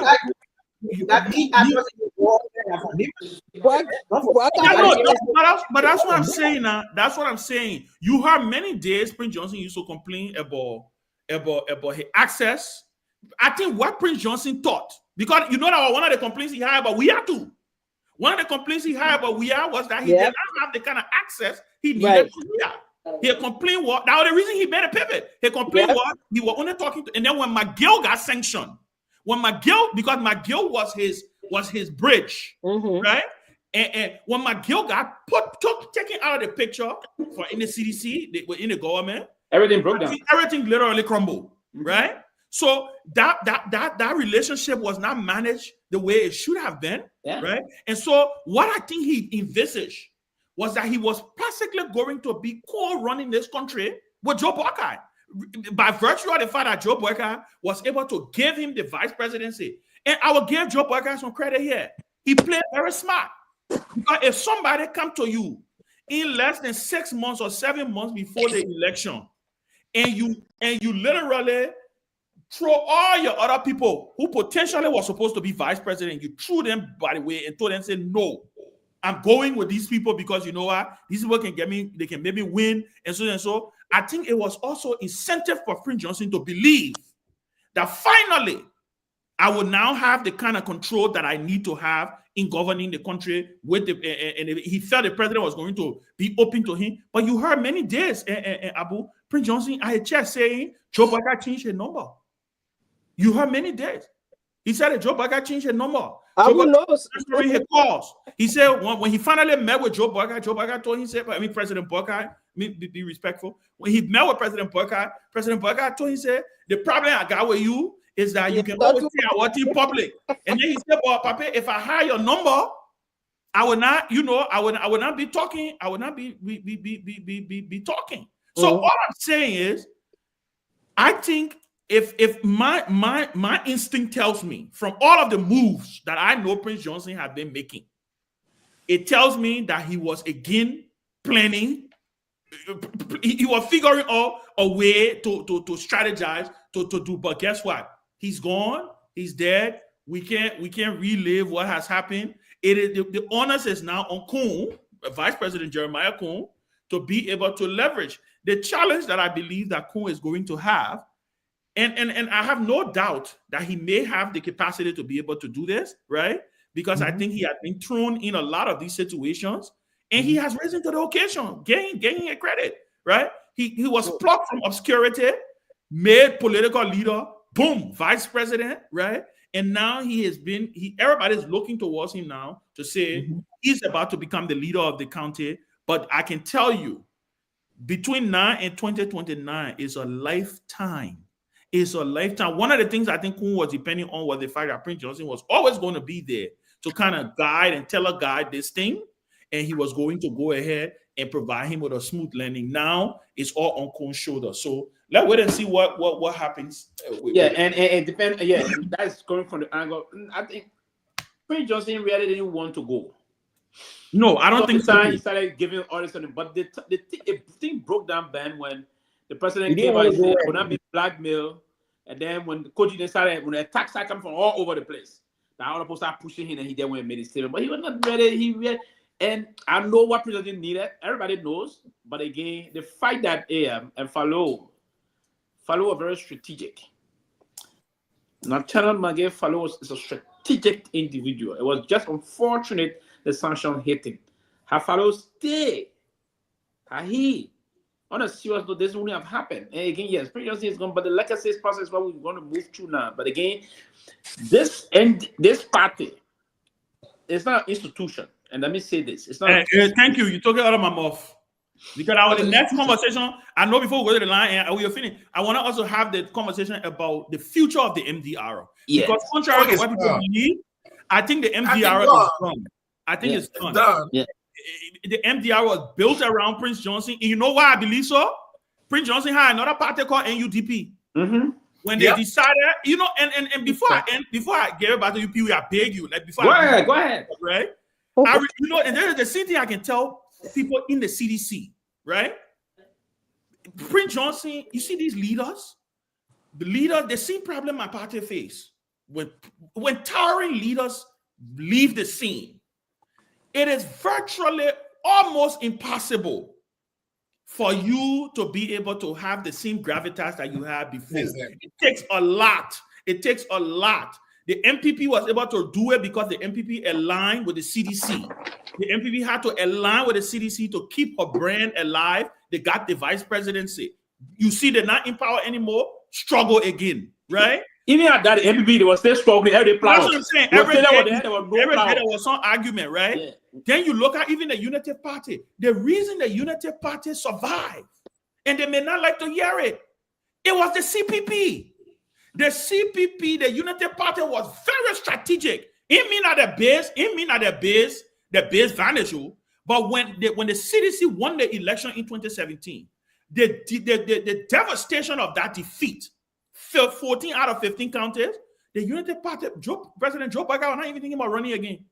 It was when the configuration of the CPP and the Unity Party. Yeah, listen, but let me tell you the difference with that. The difference with that though is when the CDC took power, you literally Unity Party was on life support, literally, because everybody was in the wilderness. You had a young president, populist president. Many people believe that George Weah was on his way and nothing could, it was the collective effort of the opposition. And I gave Unity Party credit. Unity Party went and joined the coalition. They didn't make any demands because they were strategic. They knew what they wanted. The people who got played were the Liberia Party, the ANC, that the people who got played. But Unity Party knew what she wanted. She went in there. She came under the cover and got her. So it's the same thing with MDR or Pewee. You struck a good point when it comes to MDR. The MDR problem is going to be, and then Jeremiah already is now a member of MDR. He member of Unity Party, right? Because he had to bear the vice standard bearership of the Unity Party to be able to run for vice president. But I want to see it would take more than just resources to keep MDR alive. My hope, maybe what they may do smartly, is that whoever may replace Prince Johnson, they may run that person on MDR. Now, I don't know if Unity Party is going to agree with that, because if they don't run that person on MDR and they run it as Unity Party, it even further advances the party's demise quicker than we can even imagine. But Pewee, go ahead and finish. Sorry, guys. Yes, no problem. Yeah, but Unity Party will be compared to you to that. The NIMBA situation, the MDR, the person going to be placed on the MDR ticket. That is clear. Now, I don't know if Kun now is not pushing them. So the best thing they can do, and I want to believe that's what Kun want to be pushing to do, try to absorb the party into as one of the auxiliary branch of the Unity Party for 2029 elections. That would be a good strategy to use. Do that. Try to bankroll. You keep the party as a structure. The organ is going to remain. And then you start to bankroll the party, allow them to be active in NIMBA, to uplift the women legacy and the rest of that. But you need to put some serious. If I was advising Kun, I was telling too many the last time. If I was advising him, listen, I was advising him, we played some public relation propaganda for him. Those are kind of the strategy he will have news. This is a pro bono, something I'm saying to him now. News that process, pump some money, serious money into the party. Don't scheme on them as you started scheming allegedly on the women. Pump money in the process, make the party to be very serious in the county. Contest these elections, weigh on the legacy of Prince Johnson, and then we'll have that seat in the Liberian Senate also and keep the party very proactive. Because NIMBA vote is very pivotal to 2029 vote also. Now, if he doesn't play the card very well and penetrate that line, and so we are having to again re-strategize and recalibrate very efficiently. And that's something I'm anticipating going to happen. And so we are playing a major role back in the county. Now, so if we are Ambassador, we are a former president, we are in NIMBA playing some major things, because what's going to unfold is after this year, is not yet, next year, but 2026 and 2026, there are going to be some problems. If nothing significant happening in the country in terms of shifting the goalpost, in terms of infrastructural development, the road connectivity, or anything that George Weah did not do anything, I'm worried there's going to be a massive, even if the woman does not contest. if Kun were to attempt to contest, there's going to be a massive process. And now, quickly before I end here, Kun and the rest of the other folks, if tomorrow ruling having to negatively affect the current speaker, you're going to have folks trying to put talks together. This is a man that is very influential in the country. He got a lot of affluence. He's a trained Liberian lawyer. And then they're going to start preparing for 2029, pumping some resources in other areas to undermine them also in other areas. So they have to be very strategic in how they want to do this thing. Other than that, I see a very serious problem coming. I see 2029 again. I do see a George Weah coming back to the Liberian presidency if he is not taking in. The way I see the trend of governance in the country, we are headed to that process, and it's here to now how Mr. Weah is going to do the collaboration moving forward. But Prince Johnson demise. There'll be a Cummings presidency. What do you believe on that? Cummings what? Presidency. No. So I don't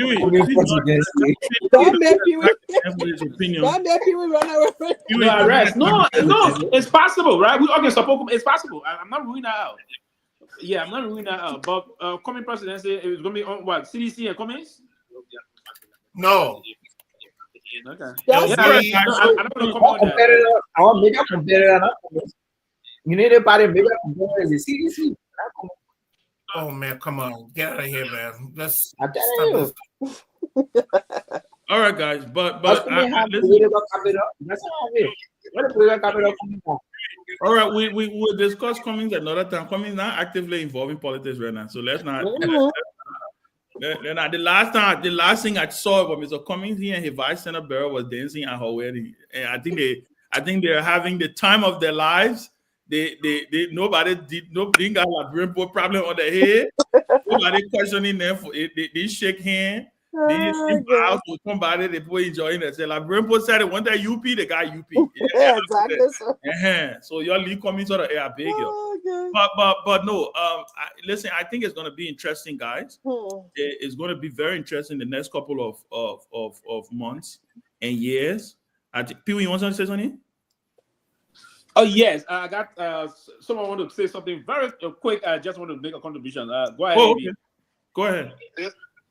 Yeah, Pewee, thank you, man. Thank you. This is Abraham calling again. Call it, man. I've been following you guys, man. Thanks for the show, man. It's very enlightening. I know people are speculating all over the place, but listen, the reason why I kept trending early on, and I told you guys, just find the time to listen to King's FM program today. There are a lot of videos, voice messages that were played for Prince Johnson that will help the discussion here today. Prince Johnson was a completely frustrated man. Just on the 28th of this month, he told A.B. William on the phone conversation. A lot of his frustration. I listened to it. Oh wow! So Abby played those tapes today. Oh really? It's revealing. So you see, that's what I said. Maybe there are other tapes of Prince Johnson. I told you guys, so you're listening to that thing. It's revealing. But then, Jeremiah Cole. I was getting in touch with Abby Williams. He went to Coon's office with a war crime the case. He said, Coon, what's going on? You know what Coon told him? Then Coon offered Prince Johnson $5,000 so I can give you $5,000 to find a lawyer. Really? In Prince Johnson's own voice, he stated that on the videos. So I'm telling you guys to listen to it. I'm telling you, Jeremiah Coon has no future in Africa. Jeremiah Coon told Prince Johnson that he gave $5,000 to find a lawyer with regards to the war crime tribunal. Prince Johnson even mentioned the $2 million rule. He said, "Look, and I'm fishing $5,000." Oh no, I gotta call Abby Williams. I heard that President Weah was on Abby Williams' show today. That's what I said. Go ahead, Abby. Go ahead. Yeah, Ben, so that's why I can't listen to you put just speculate on issues. Those videos are very damaging to Coon and the United Party government. But Abby, do you have the video? Well, we're gonna wait. I can get it from Abby Williams. I can get it from Abby Williams. Okay. I will get it from Abby Williams. We can discuss it tomorrow. We can discuss it in tomorrow. And then those revelations are there. He was not even quoting in his own voice. His last summer, Ben, Prince Johnson last summer in his church, he mentioned his frustration in his church. His last summer. So that's why I just wanted to throw that in. Find the time, listen to it. Those are not quotations. Those are his voice, I'm telling you. Thank you, AB. You know, Abu Pate, you know, I can want it over. I can want it over Abu Pate. You know, even for the World Cup code.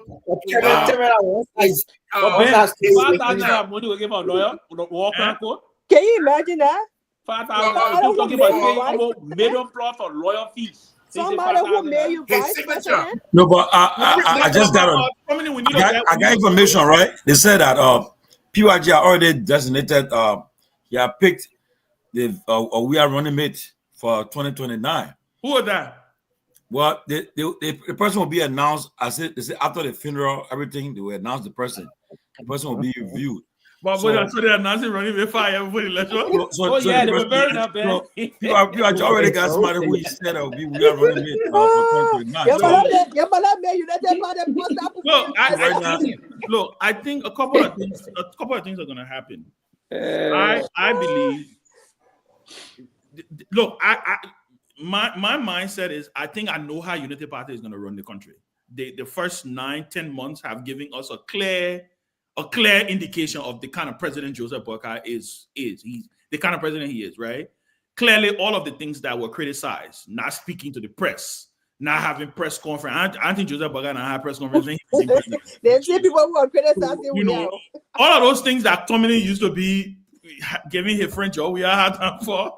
I used to tell you, I said, "This y'all doing?" Ben, the president Ben Dominica. Okay, yeah, one press conference. Okay, one. Okay, so yeah, one press conference. Okay. Yeah, one press conference. Dominica to say what Dominica. Yeah, he did. He attended one of the press briefing, but I think it was for a particular topic. That for the robe, innit? It was for a particular topic, yes. Not for the robe. Yeah. President, we are president. So my thing is, I think at the end of the day, they had journalists already prepared with questions and other things. You know. One thing I know about the Liberian politics, you can start to taste it in the air. And Liberian voters, they can make up their mind years before election day. When they make up their mind years before election day, all the other things you're doing, you just playing defense, because they will put it in their mind that and I think the rescue government is treading on a dangerous slope. I don't think they're there yet. I'm not saying that the country has given up on the UP administration. I would not say that. I would not be that brazen to say that. But I just don't think they have a lot of time left. I think there's a lot of things that need to happen. I asked somebody the other day, I asked one of my friends from the Unity Party, maybe I can ask Abu on the show, show me one signature project that you have accomplished in 10 to 11 months. One. Just give me one. No, man, stop it, man. Just give me one, right? No, the other machines. It's not. Yeah. So my thing is, those things are these things are telling. And you saw what happened to the CDC. The CDC lost the 2023 election in the first year of our administration with all those protests, with a constant. And I think because George Weah was the first major social media president, they were not ready for the onslaught. They were not ready for the onslaught. I was under the assumption or the mindset that Unity Party, having been so effective in propaganda in the election, would have understood what it was going to take as far as information dissemination. But I guess if there's really nothing to report on, you really can't make it up. So my thing is, I think the Unity Party will have to recalibrate within the next year. They only have maybe till the half part of next year to be able to show some substantial things, or they may run into problems. And I'm telling you, you start to see little symptoms here and there. George, we are showing up at places, shutting places down. They talk on just you start. That is the same thing what happening with Boakai. And those are all who are not supporting Joe Boakai. We were living in denial. We're saying, oh, they meant to go. They meant to this. So that's what I see. Huh? I'm saying, well, the former president is heading to obviously, if you follow us, we follow. My man, but people, man, why you got a follow? Anyway, boy, you wasting on leave you. These are people that the same thing used to happen when Joe Boyka. I'm telling you, before the election, we used to see that same thing with President Boyka. We used to see that same thing. I remember when the Unity Party rally happened. There were many people who said, you know what, UP had a bigger rally in 2027. You got to understand, you got to follow the temperature in the country. And the temperature in the country right now is not favoring the UP. If elections were held today, hypothetically, if you were to hold an election today in Liberia, Unity Party will not win that election. Depending on the chief, the next director, so they can cheat the election. Huh? What are the variables? The variables you're using. What do you mean the variables? Now, what I say is a hypothetical. If elections were held today. The variable would have been, he had answered his question. See nothing yet. He had answered his question. I mean, y'all take the police boot, we can see it. The police boot, you put the road gone. All the time you talk about, we can see it. So Abu, but I'm asking you, Abu, I'm asking you as a Unity partisan, what can you name me a signature project of this government in the last 11 months? There's nothing about around with that vindictiveness. Not vindictive. Let me answer a question. Yeah, what's the can you answer that question? Let me answer a question. You ask why are you seeing through the project who have signed our US, right? Okay. It is an example of the President Bata went to Italy with the party speaker, with the agriculture minister. And we are expected to get a $2 in return. No, I say expecting. I said in the last 11 months. So we are expected cake play. They get it? I said in the last 11 months. Don't forget, what can this government point to? No, but what can this government point to as successes in the last 11 months? We have so many successes. But name me three. MOUs. Some of the successes are high level in the top budget was 2025. Ben,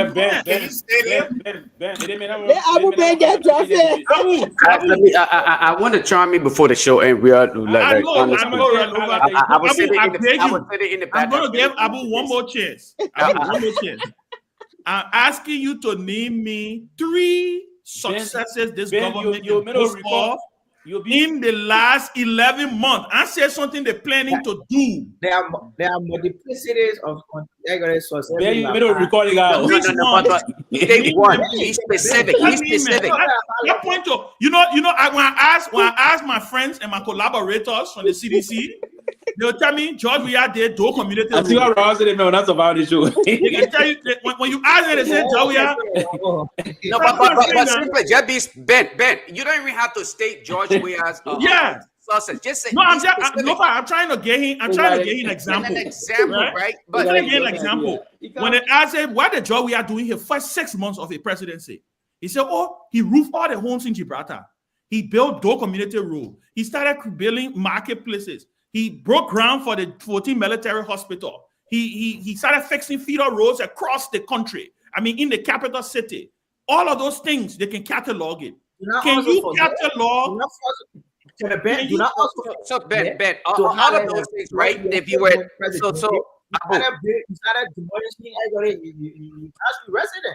Oh no, I'm talking about Nancy. Forget it. And I think that's part of the reason why you were asked.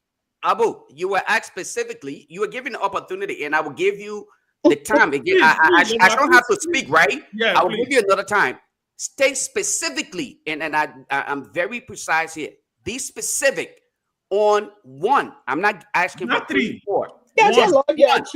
One achievement, and I will give you my time. I will not say another word. I will leave the show tonight. In the last 11 months. I promise nothing.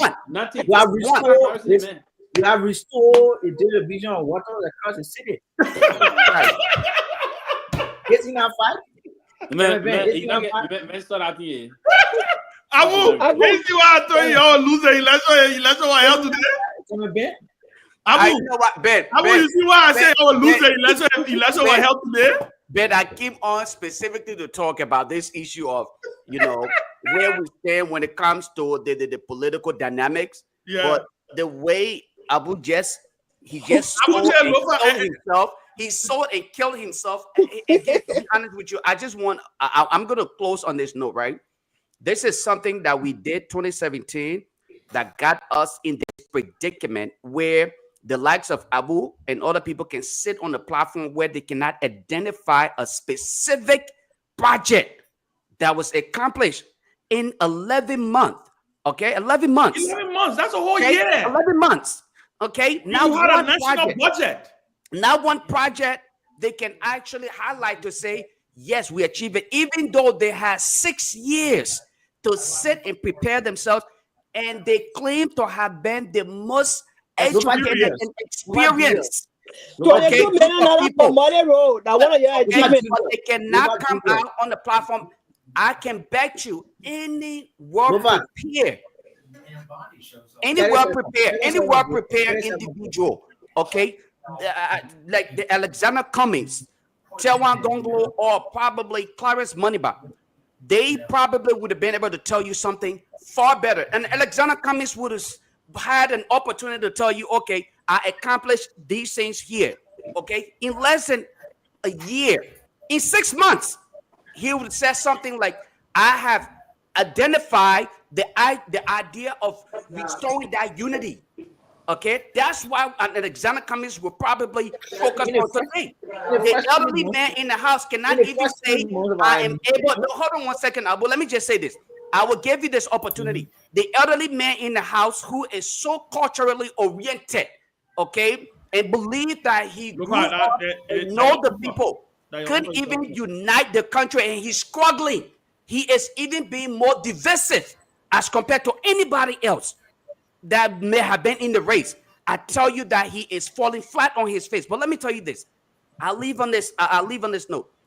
We should not create the same arena that we created 2017 or 2023, where people made it seem as though the decision had been made, where people will vote the way they are voting today. That is not true, because gradually Liberians are learning to make rational decisions and not based on these issue of popularity. I think as we move forward, Liberians will make rational decisions in the best interest of their family and the future of the kids, and not to rescue an elderly man who simply was basing his idea on rescuing he and his family or the future of his retirement. And that is where we will find ourselves. Young people like yourself, Abu, the Ben Sanvee, Abu, and other people will stand up and say, we will no longer stand and believe in this idea of rescuing elderly folks. We would rather send you to retire, and we will pay your retirement time, and we will rescue the future of people to come. And we will not buy these political shenanigans that people continue to spew around here. So no, the line is drawn. Liberia will make the rational decisions, and they will elect the president that is more competent, and not the president that is popular based on people's perspective. Instead, they will now consider the idea of moving Liberia forward, and not simply politics or party trick as one would want to consider it. So no, we are not done yet. We are still. You believe what you're saying? Liberia will vote on.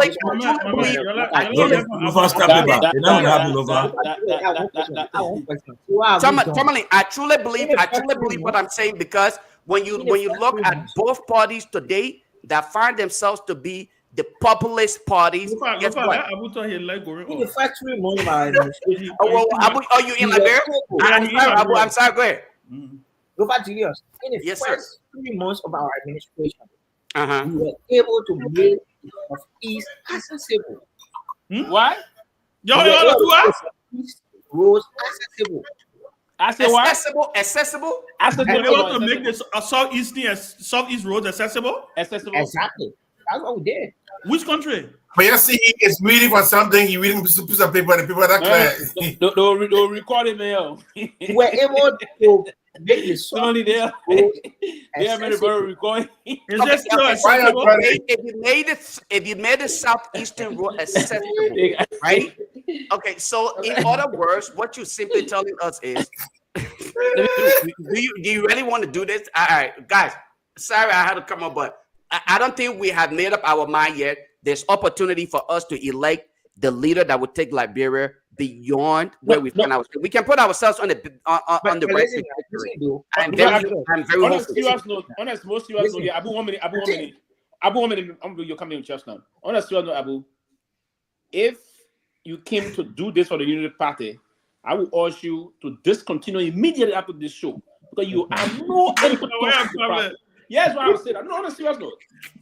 We gave you the opportunity to come and sell the process. You came on this platform as a boss to do a representation of your political institution. You came on and said in 11 months, Abu, I expected you to say something. You say something. And you went to the process. You said the budget. What in that budget that is striking to poverty reduction? What in that budget that is more pivotal towards major development? Say those things to the public to hear you. When you saying things that is not feasible, things like the accessibility of that road is not even pliable. That road is not pliable. The people have been stuck. You just said before you start your conversation. To go to Maryland County, the county of our in-laws, or my in-laws, it will take you 10 days to hit Harper or go to Peabody.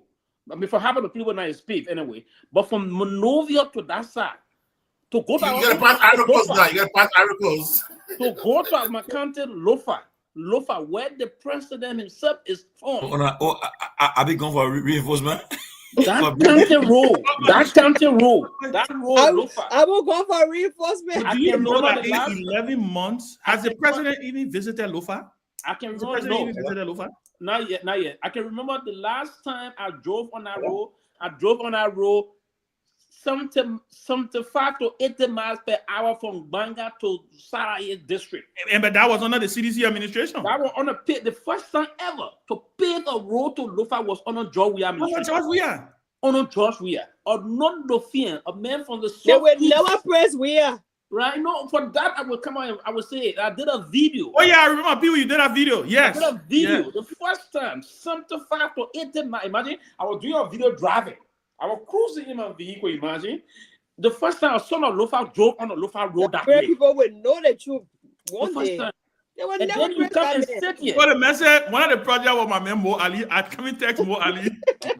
Mo Ali provided water to the look. And again, like I said, this is the problem the Unity Party is going to have. Stop that, man. The Unity Party is going to have this problem because time is not waiting for them.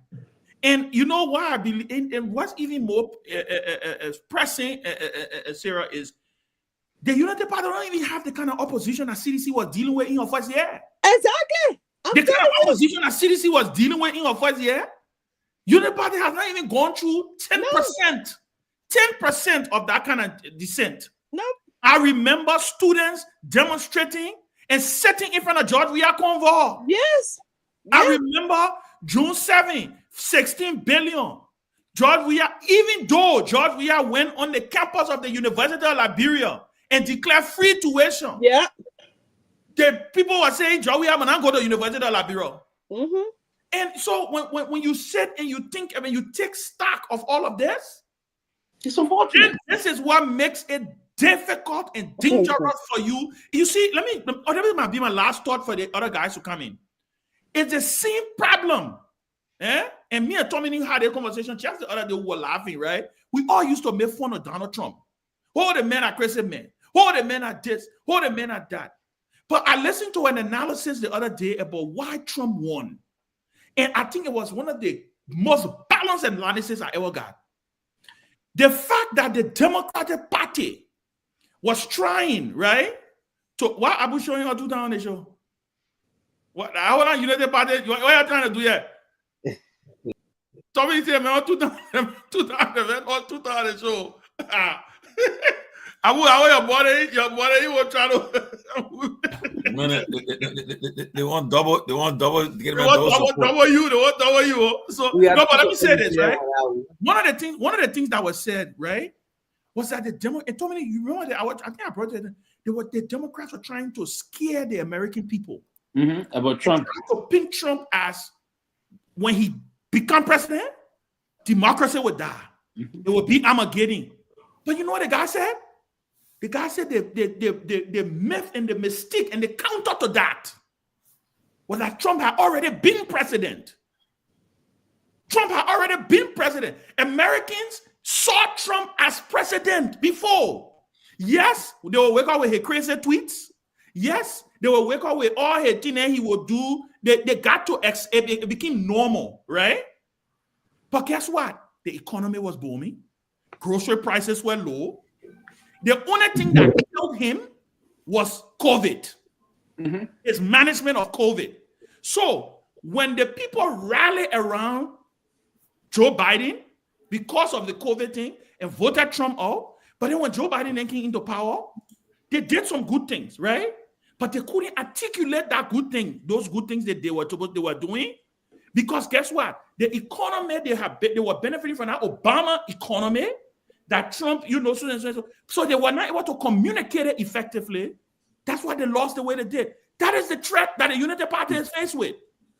Your attempt to, because if you notice, and that's something I think Lofa can always talk about. If you notice the Unity Party, everything by the time they open their mouth, they call George Weah.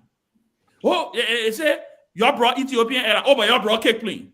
Oh, they said, oh, but y'all did this. Oh, y'all, and Joe Weah tried this. Joe Weah, I come in 1 second, Abu. Joe Weah stayed 40 days out of the country. But guess what? Liberians have seen a George Weah presidency. They've seen one. The guy used to the fact that George Weah, you say, oh, he let go into work. The guy used to it. The guy used to the fact that, yeah, the men let go practice. But when they sit back and they look, when you ask the fundamental question today in Liberia, are you better off than you were 11 months ago? The answer is no. The answer is no. So the threat, all I'm trying to say to my brother Abu is maybe you need to work on how you guys communicate. That is if you have Ben, I'm sorry, I'm gonna have to interrupt you here shortly and share this footage here, right? How is it that you expect, how is it that you expect Abu to effectively communicate when these are the kind of things that Mo Ali and other people are sharing with these young men to use as celebration? Look, this is a success story. Mo posted it on his page. Seriously, this is what Mo posted on his page as some kind of success story.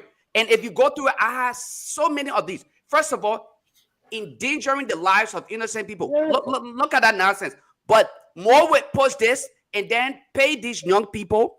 Okay, I'm not stating that my brother Abu is one of those, but they will pay these young people to get on local radios and say, yeah, tell the people that they are suspects. How is it that you consider such a thing? 2 days ago, Mo posted that. And you see why the brother is here telling you that one of their success story is cleared or clean drinking water? Hey, man. Abu, let me ask you a question. What year are we? What year is this? What year is this? 2024. That question was from my brother. What year is it? We are a country. I think it's doing you injustice. Okay, so you know why and I hear people make this lazy argument that you live in a third world country. You know why you live in a third world country? Because my brother Abu, the reason why you are considered a third world country is because of the way you think. Man is considered smart based on his performance and his way of thinking. Okay, if you consider yourself smart, but you are thinking less than a smart person, then you're not smart. Okay? So this is the case where you are supposed to make the case so that you are seen as either that first world country or that second world country. Instead, you want to consider yourself a third world country. But remember, the precedent you sold to the Liberian people had 40 some more years of experience that he is to show, and he was given the opportunity. Unfortunately, he's actually putting us in the wrong direction. So again, it's sad to see that you guys are celebrating this, and that's why I share that image. It's sad.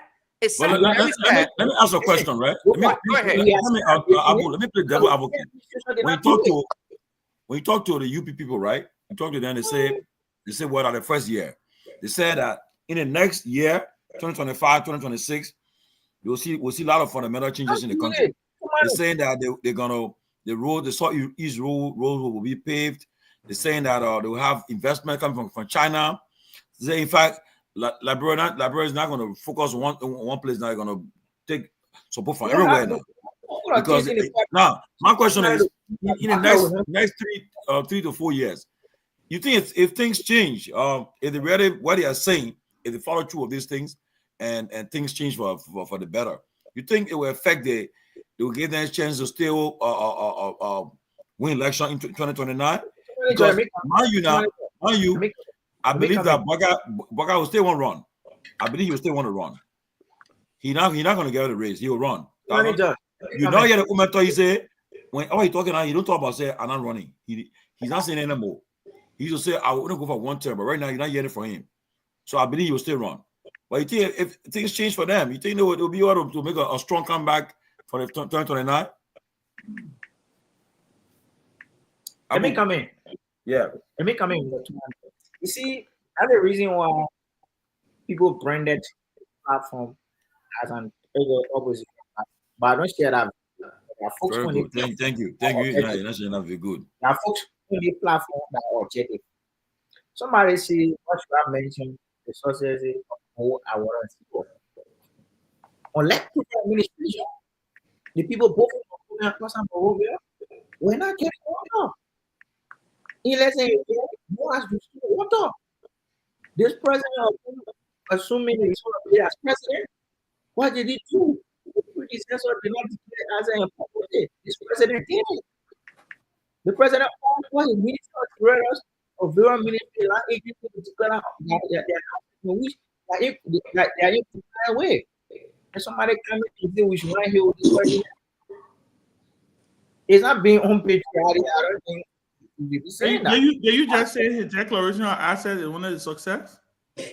No, Julius talk about we should not heal more for restoring water across most. No, but why are you mentioning declaration of asset? It's not. I said we will heal this president because the predecessor did not publish his assets. Okay. This president did.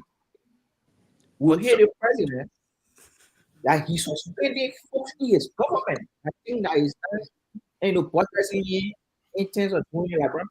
We hear this president. Unless president we are the former president. So we did not see suspension. So, let me ask you, Abu. Let me ask you a question, Abu. If you were grading your government right now, man, for 11 months, what grade will you give the UP government? Your government? If you are grading to be generous, Abu, don't fall for Abu. Don't fall for it. You will record the show after here. Lova, why you do that, my man? Don't do that. Yeah, don't do that. That man's a season UPs. What challenges? That's how you could do the job. Rescue with all excuse. No, but what grade will you give the government? Okay, to be generous with the challenges we inherited and we are confronted with, I will give you 70%. 70. So you will get a C minus. I will get 70%. Challenges. No, 70 is C minus. No, 70 C minus. C minus. Yeah, 70 C minus. You want to revisit your grade or you? Yeah, 70 C minus. So if you do 69, then you get into D. If the engagement having with and trust me, as of next year, you see some of those engagement coming to fruition. I can show you. So you're sticking with C minus? Sticking with C minus. Absolutely. Okay. I said to be generous. Okay, so let me ask you. You were in Liberia. You were in Liberia during the CDC's first year, right? What grade would you have given the CDC in her first year? To be generous, CDC should be 40. got President Weah was 40 millions. I don't want to make it one-sided, right? I don't want to make it seem like we're attacking one side here, but what benchmark? So Abu, what benchmark are you using? What benchmark are you using to make that determination based on the rubrics? All right. Okay. You're saying you're giving UP 70 and you're getting CDC 40. So just give me the benchmark and the rubrics. Okay. We got corruption. There's no benchmark. We got corruption, right? You said you got corruption? Yes. So that means you're controlling corruption now. Do we have corruption? Guar, RC. What might be that? Didn't the president suspend or something was like this? Indefinite. Because of an allegation of corruption. Okay. Yes, unless President Weah did not waste his time. And that's why I said earlier. So based on that decision to have suspended folks who may have been who were allegedly involved in corruption, you gave them 70%. So what took away from CDC that gave them the 40% now? CDC did not tackle corruption. The president was saying, breaking down his answer. Okay, but is there any evidence to show that the president used government money? Maybe you can say, has there been any charges to say that George Weah stole government money to base? Now I agree, optics were not right. The optics didn't look good. You are being around. I agree. What I'm saying is, I agree. The optics didn't look good.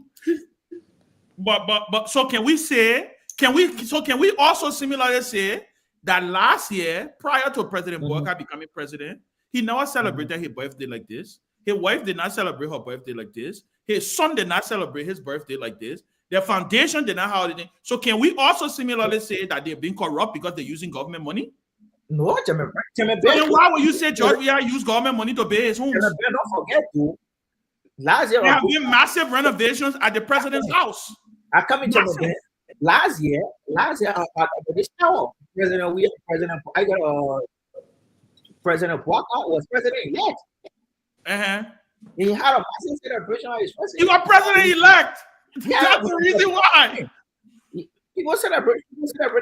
Yeah, but Abu, that's the reason why. Because he was president-elect. He's incoming president. He almost president. And answering your question, because he asked as to whether he celebrated his birthday. No, I'm talking about when he was not president-elect. When he was no. But Ben, he was president-elect when he instructed people to take money and purchase vehicle. Remember that? Anyway, Lofa, I don't want us to seem like we're beating up on Abu. I know you're right. Abu, I think it's going to be interesting having you on this platform. It brings a whole new zest and a whole new. Let me bring on news. Go ahead. To be honest with you, it is a single honor to share platform with you. Giving a name that made our body politics. Even though y'all can question everything. When we met in Lofa on one of the campaign fields, even though you were on the other side, but you were canvassing for a candidate by the name of Civil Quality Interest. I recall vividly, you are accompanying the late Senator Borough Councilor Charles Walker Brimston. Since then, you have been a key actor in our body politics. So for that, I'm grateful to share platform with you. And trust me, Lofa, I respect me. You think? Yeah, I'm talk to Lofa. Tell him. So he can respect me. No, but listen, Abu, we welcome you on the platform. I think there is this myth out there that that we let the party people. Trust me. Well, reach out to me at 20. Yeah. I got a comment. No, you should come more and let's interact. Trust me. Oh, are they? But they are. This will tell us. The commenters are more ANC folks. I'm seeing it. No, but we need more of us UP folks to come on. More of us UP folks to come on and comment too. So let's go and regroup. Call Vandela Patrick and Vandela Patrick going to regroup. Take on your way back. But guys, it was a fascinating conversation. I think we headed for some interesting times in our country. I really want to listen to the A.B. Williams tapes with Prince Johnson. I also hear President Weah was on. I think you were talking about President Weah being on. No, he was on. If you, I think we should end the show with it, Ben. For real. Yeah. Do you have it? Do you have it? I do. I have it. I have it. Okay. It's kind of. But in my parting comments, let me say this though. First of all, a lot of interesting things will happen. We're looking at the Supreme Court case tomorrow. They're ruling tomorrow. Come down to it. Listen, has there been a designation that they're doing it tomorrow? Because they're supposed that information we get it. But I want to say this though. They could send out a citation in the morning. Talking to some people in from both sides, they said that this Prince Johnson death it has an effect on that whole thing, having an impasse too right now at the house, and that's something that people should be mindful of. And I believe people are now saying they're tired going through all that stuff they're going through now. They're tired now. The Supreme Court just gave a ruling, an opinion, so that they can move on with the people's business. But it'll be a lot of interesting things will happen. And but on this sad note, I want to also say that I want to extend my condolences to the Huff family. We lost a very good friend of ours. I think Ben, remember last year, Adrian, we were together. And when he came in the office, there was you, Kev, myself. Yes, I remember. The former president, we're all together. Yeah. Adrian was a guy who would make you laugh. Whenever he's around, he'll be on the music, playing the DJ role, and I think I heard that the former president really. I heard he broke down in tears yesterday upon hearing about Adrian's death. They were very close, and they were very, very close. One of his good buddies, indeed. And Adrian passing is a lot. I mean, I just want to wish extend my condolences to the family. Yeah, you're deputy to LPRC. Yeah, you're deputy for operations. Yeah, and I just want to say that our thoughts and prayers with them. And also, if you remember one former player for Barrow, he died in Spain, Thomas Barkley. Thomas Barkley, he died over the weekend too. That's another sad news, but want to say our condolences to all the bereaved families. A lot of folks, man, a lot of folks. We just continue to pray for and check on each other and watch your health, guys. You pass that 40-year mark, take care of your health, man. Make sure you checking your doctor, you calling and going for checkup. It's important though. That thing called high attacks a silent killer. And the good thing about this country, America, they don't remind you. They'll tell you, say you due for this, you due for that. They'll call you. They'll say you due for your eye, you due for your this and that. But unfortunately, our friends in Liberia, most of them, they don't have the opportunity where doctor will call them and remind them about the appointment. But let us just pray for our countries and the health system. That's why until I can see our national budget focus on the health and prioritize good money towards health, then I will take it serious. But Abu, just before I end though, our health minister, I hear a lot of story about her. We're checking on her. But we proceed though. We're checking on our health minister. I hear a lot of stuff she's doing there and affecting our health workers there. But we're gonna get on later very soon. We investigate it. We'll dig deeper. So you guys want me to play the play. Yeah. All right. Sorry guys, I had to share the actual video, so that just to give credit to the clip. There's that the clip. He avoided because his appearance down there yesterday it caused scene. It took away and something he had gone there for everyone is mourning, but it all ended up with handshake. Did he expect that it would happen that way? Let me just try him. God, boy, me, and I think he's on. Let me see. Your way. Hello, how you doing? Hello, Chief. Yeah, hello. Hey, Mr. President, sorry for disturbing you this kind of time. Yeah, because sorry. What's up? How's everything, boss? Yeah, I'm okay. Yeah, great. Yeah, from your tour, I know you're not too. What do you call? Sorry, Chief. I just want to ask you. Yesterday was it yesterday on Sunday? Yeah, yesterday you had visited and the late Prince Johnson's family to identify with them and sympathize with them, and other officials were there as well. But one thing that took away all of the attention was the issue about the handshake. And, in the former manner you did, they said you didn't shake Jeremiah Cohn's hand and you avoided him. That has been the center of discussion throughout today. You care to tell us how you feel about it? Like what happened? Well, first of all, I'm not responsible for people that hold in the war. Okay. So I gave Kun the greater respect by putting my hand on my heart and bowing down to him. Okay. That's the most respect I can give him as a vice president. So if people want to politicize what I did, then they can look at my activities around the world. Even presidents, I reached to them, I put my hand in my chest and bow down to them. It's a sign of respect. Okay. So there's nothing against Kun. Kun is my little brother. He's my son. Kun knows me very well. We came for a far way. I would never disrespect people like that. You see, Madam Sirleaf, former president, was there. Mm-hmm. Did I shake Ellen hand? No, I hugged Ellen. It's a sign of respect. So you see me, I don't play politics. But I think Kun should be responsible for all what is going on. But now he should be making statements that look all the time. Kun, either I put my hand in my chest and rub my stomach. If he doesn't understand the respect that, then it's left with him. So the person I was talking about, Prince Johnson, we all respect Prince Johnson. Remember I was the leader for our parliament in the ECOWAS. Okay. Prince, we all work together. I respect him. And Prince Johnson married to my cousins, from my cousin from Sasna, the Sasna woman. I want to go speak to her. Definitely, I want to go there because he have a family person with him, and he's my friend. Despite his political or decision that he took, I still respect him as a person. So I got there yesterday. What Kun should be telling people no. He wants to come to me and hug me because he's my little brother. Okay. I'm the former president of the Republic of Liberia. So Kun's supposed to come, and when I came out of the car, he's supposed to come to me and hug me, Mm-hmm. chest to chest, but he's still far away from me showing a hand.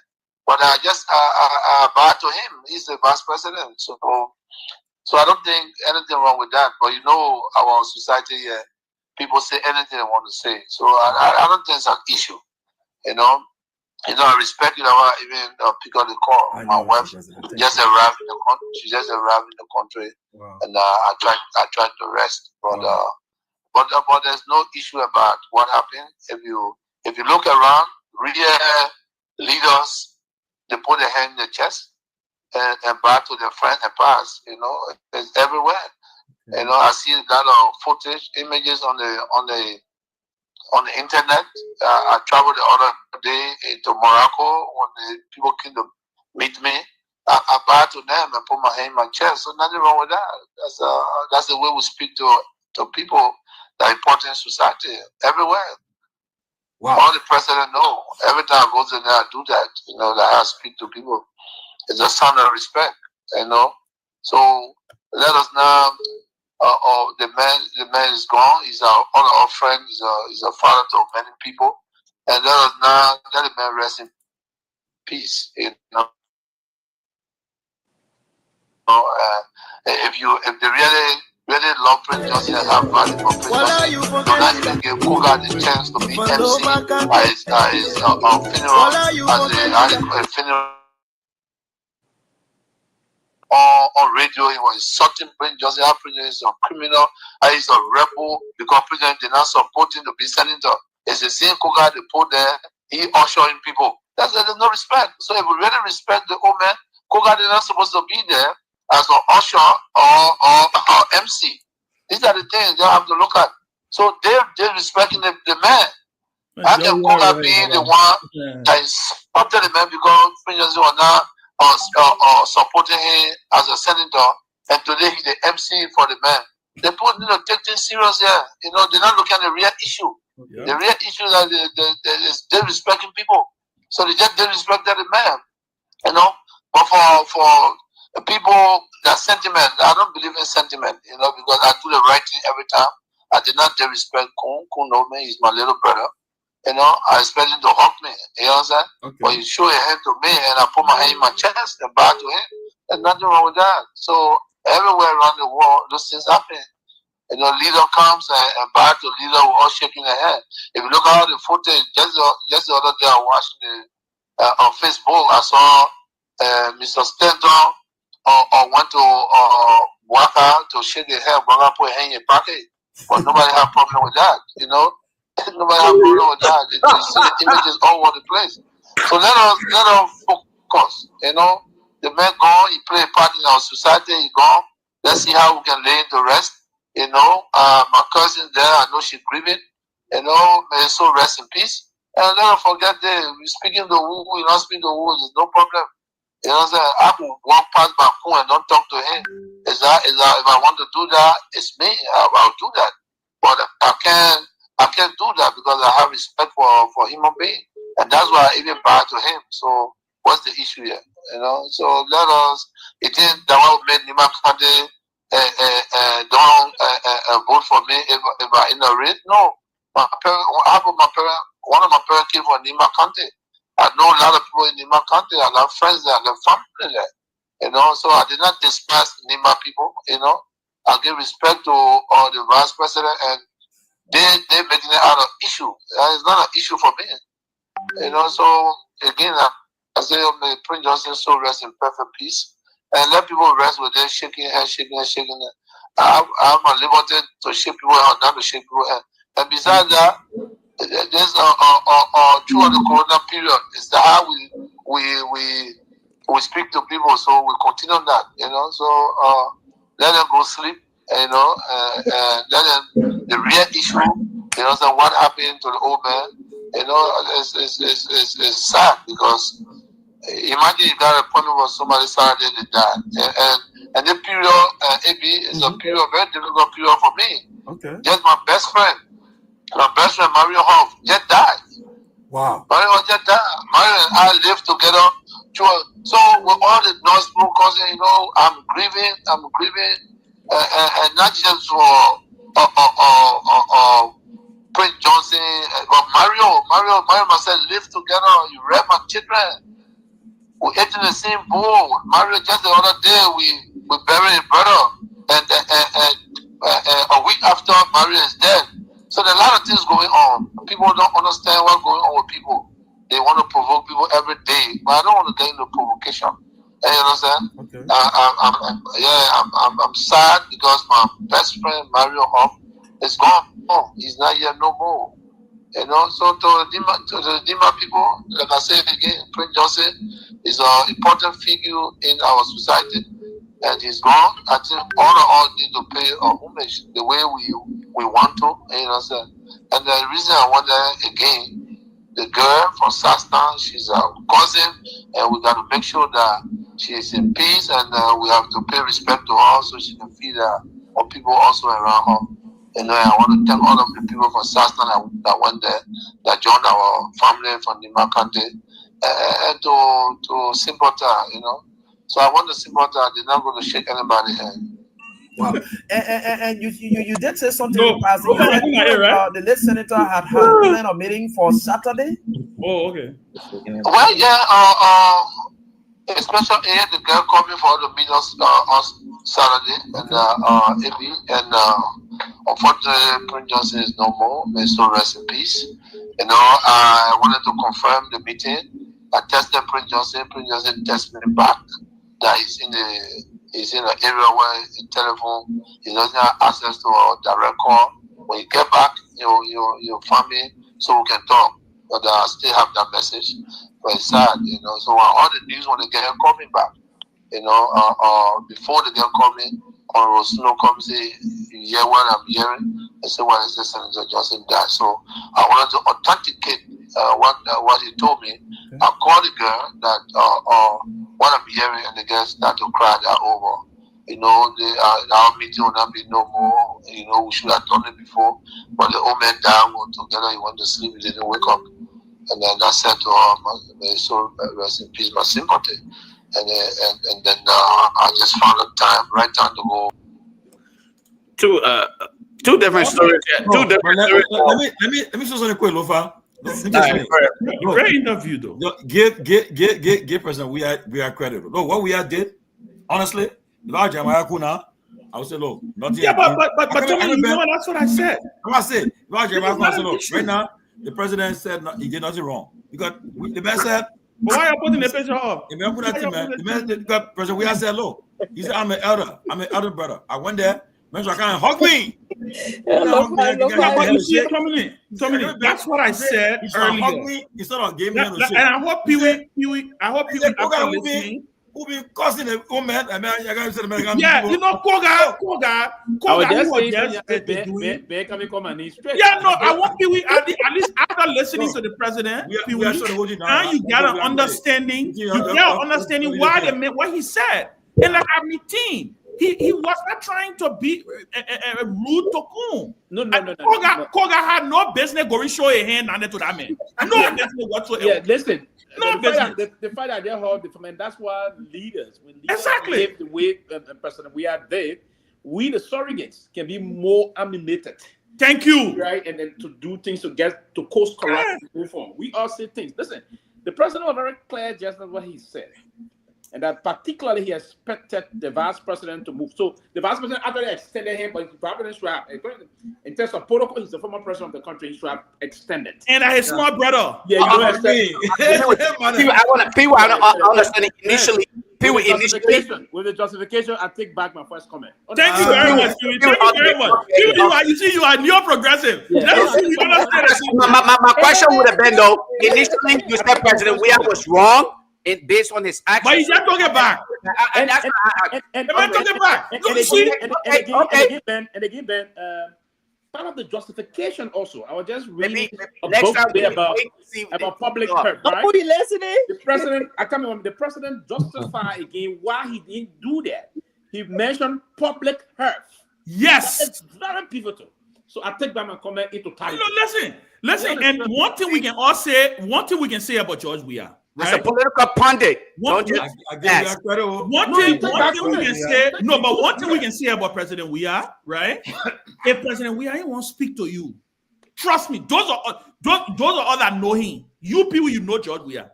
If George Weah won't speak to, first of all, he would not. If he had any win that Kun would have been down there, he would not have gone down there when Kun was there. That's one thing about him. He people can say, oh, it's a negative, right? Well, when he won't talk to you, he will not talk to you. So VP Kun, when you see the president at the funeral, hug the man. You know what I said? But you heard me from the beginning when I said the man said they come a long way. That means you know how close Kun if I would do, we all learned that people practically grew up together. I didn't get the picture, and that's why I said I took it. But on a serious note, what the president the person who had no business standing over there acting like Osho, that Togar. Leave Togar alone. Leave Togar alone. You can't have no Togar all night. Let him bro alone. You got to go show your hair. You see the vet with your hair like that. Then you show your hair. Don't watch your hair. You know what a problem. I'm out of here, brother. You full of. But what's about the other video now? What they say? He mentioned about certain things that Prince Johnson said before his death. No. We'll play that tomorrow. We'll find it. That's for tomorrow. Hopefully, we can play that tomorrow. But Lofa, thank you for this. This was important. Yeah, thank you, man. Well, nice. This was important because again, like I didn't listen to the interview. You see. And that is what I kept saying. I call Lofa, then I told Lofa, you got to play that thing. I said, yeah, this was very important because. But when you listen to it first, I see President Weah greet other presidents. I didn't make that same way. I take it back. Be careful now. I can take it back. Be careful. Be careful now. No, Tommy, I want real money was coming out when you were talking about that. You know the real money. Ain't that a real money?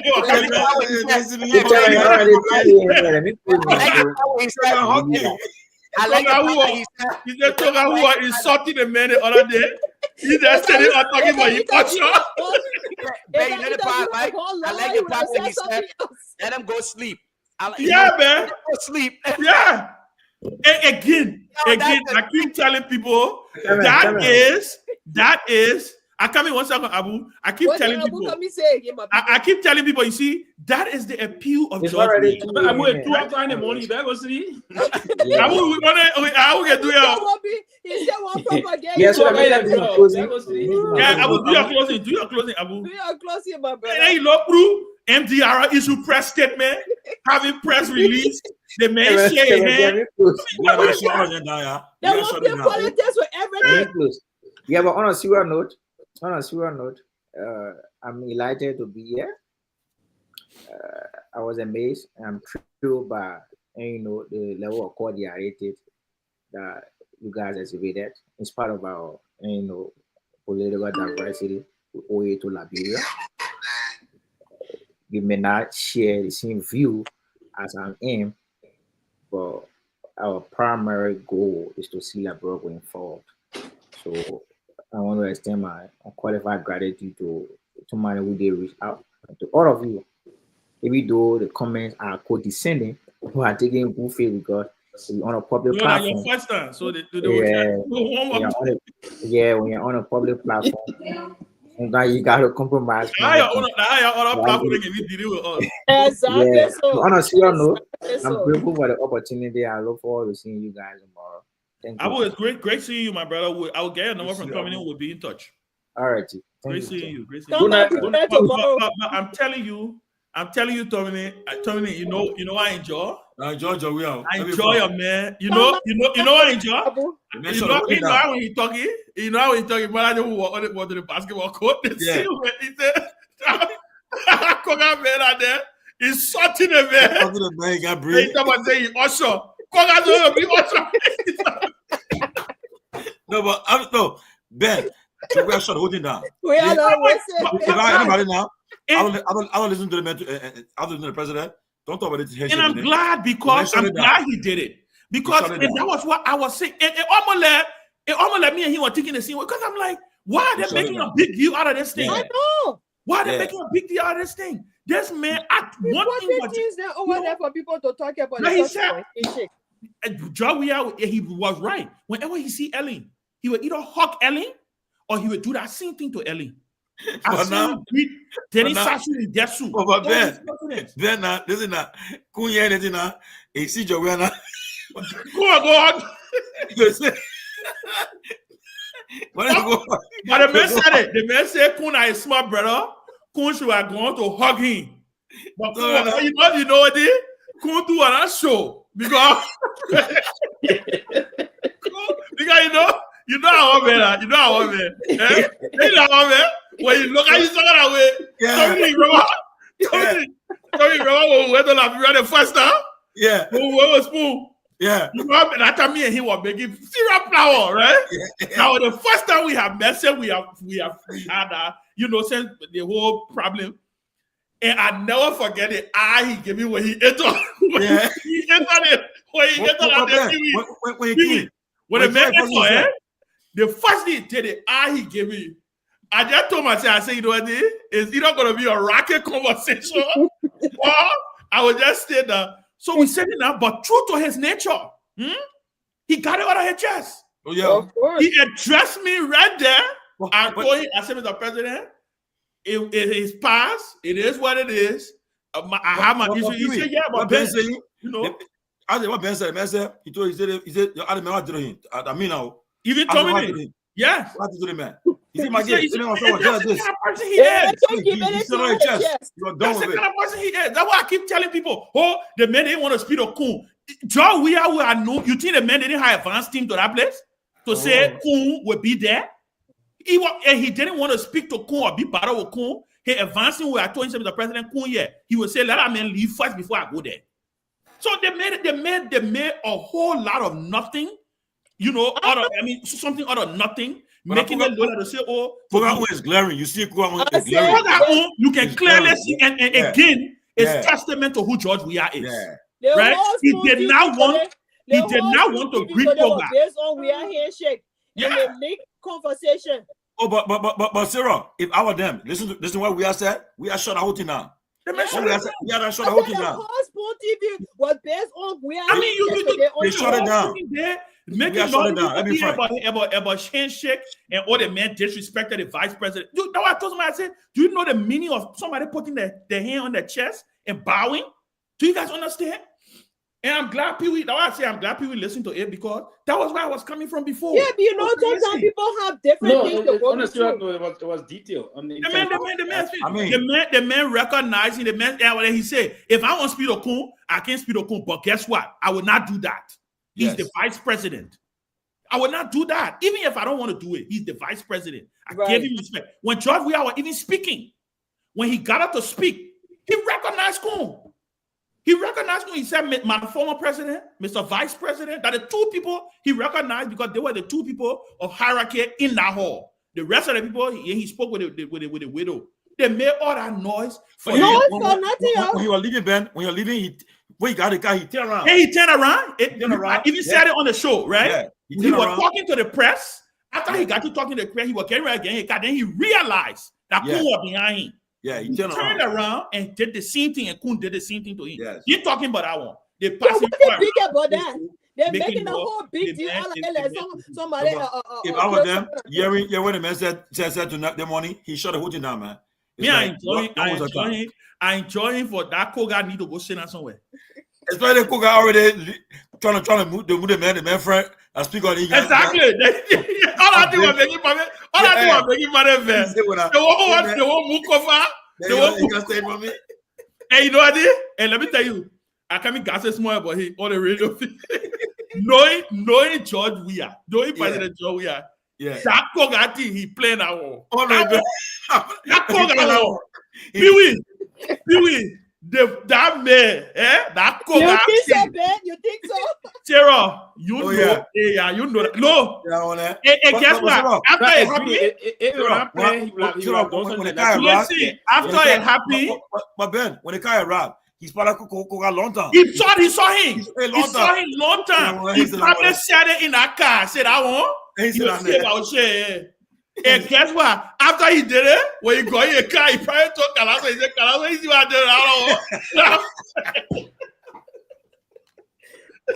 did? And you hear him say on the radio, Togar is sorting the bear, or the bear when he usher. What are you doing that? I say you usher. He's like, are you sure I didn't believe Now I say, now we have me, I can tell people, the last conversation me and President Joe Weah had was, I think 2 or 3 days ago, we were laughing at the same thing. I keep telling people, you got to understand this man's strength. You see that interview Joe Weah did? People, the so-called people who know nothing, they will be making noise about it. So that's him right there, raw, uncut. He get time. He tell you a thing. He tell you, say, I'm money. My best friend died.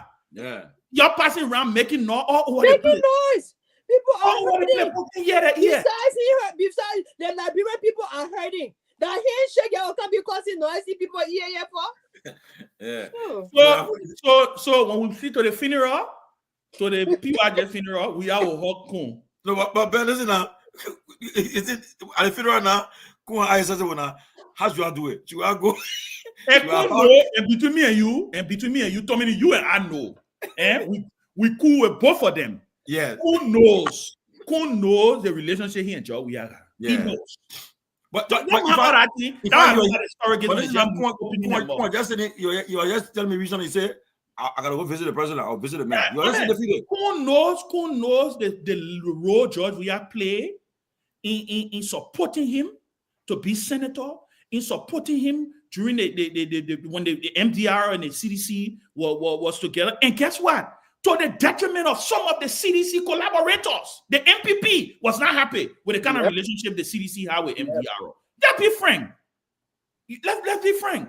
So you expect people, you know that only in Liberia they do that foolishness. You cost somebody, you do all kind of things. Then in the end, so that's just politics. We're doing that thing for. That's just politics.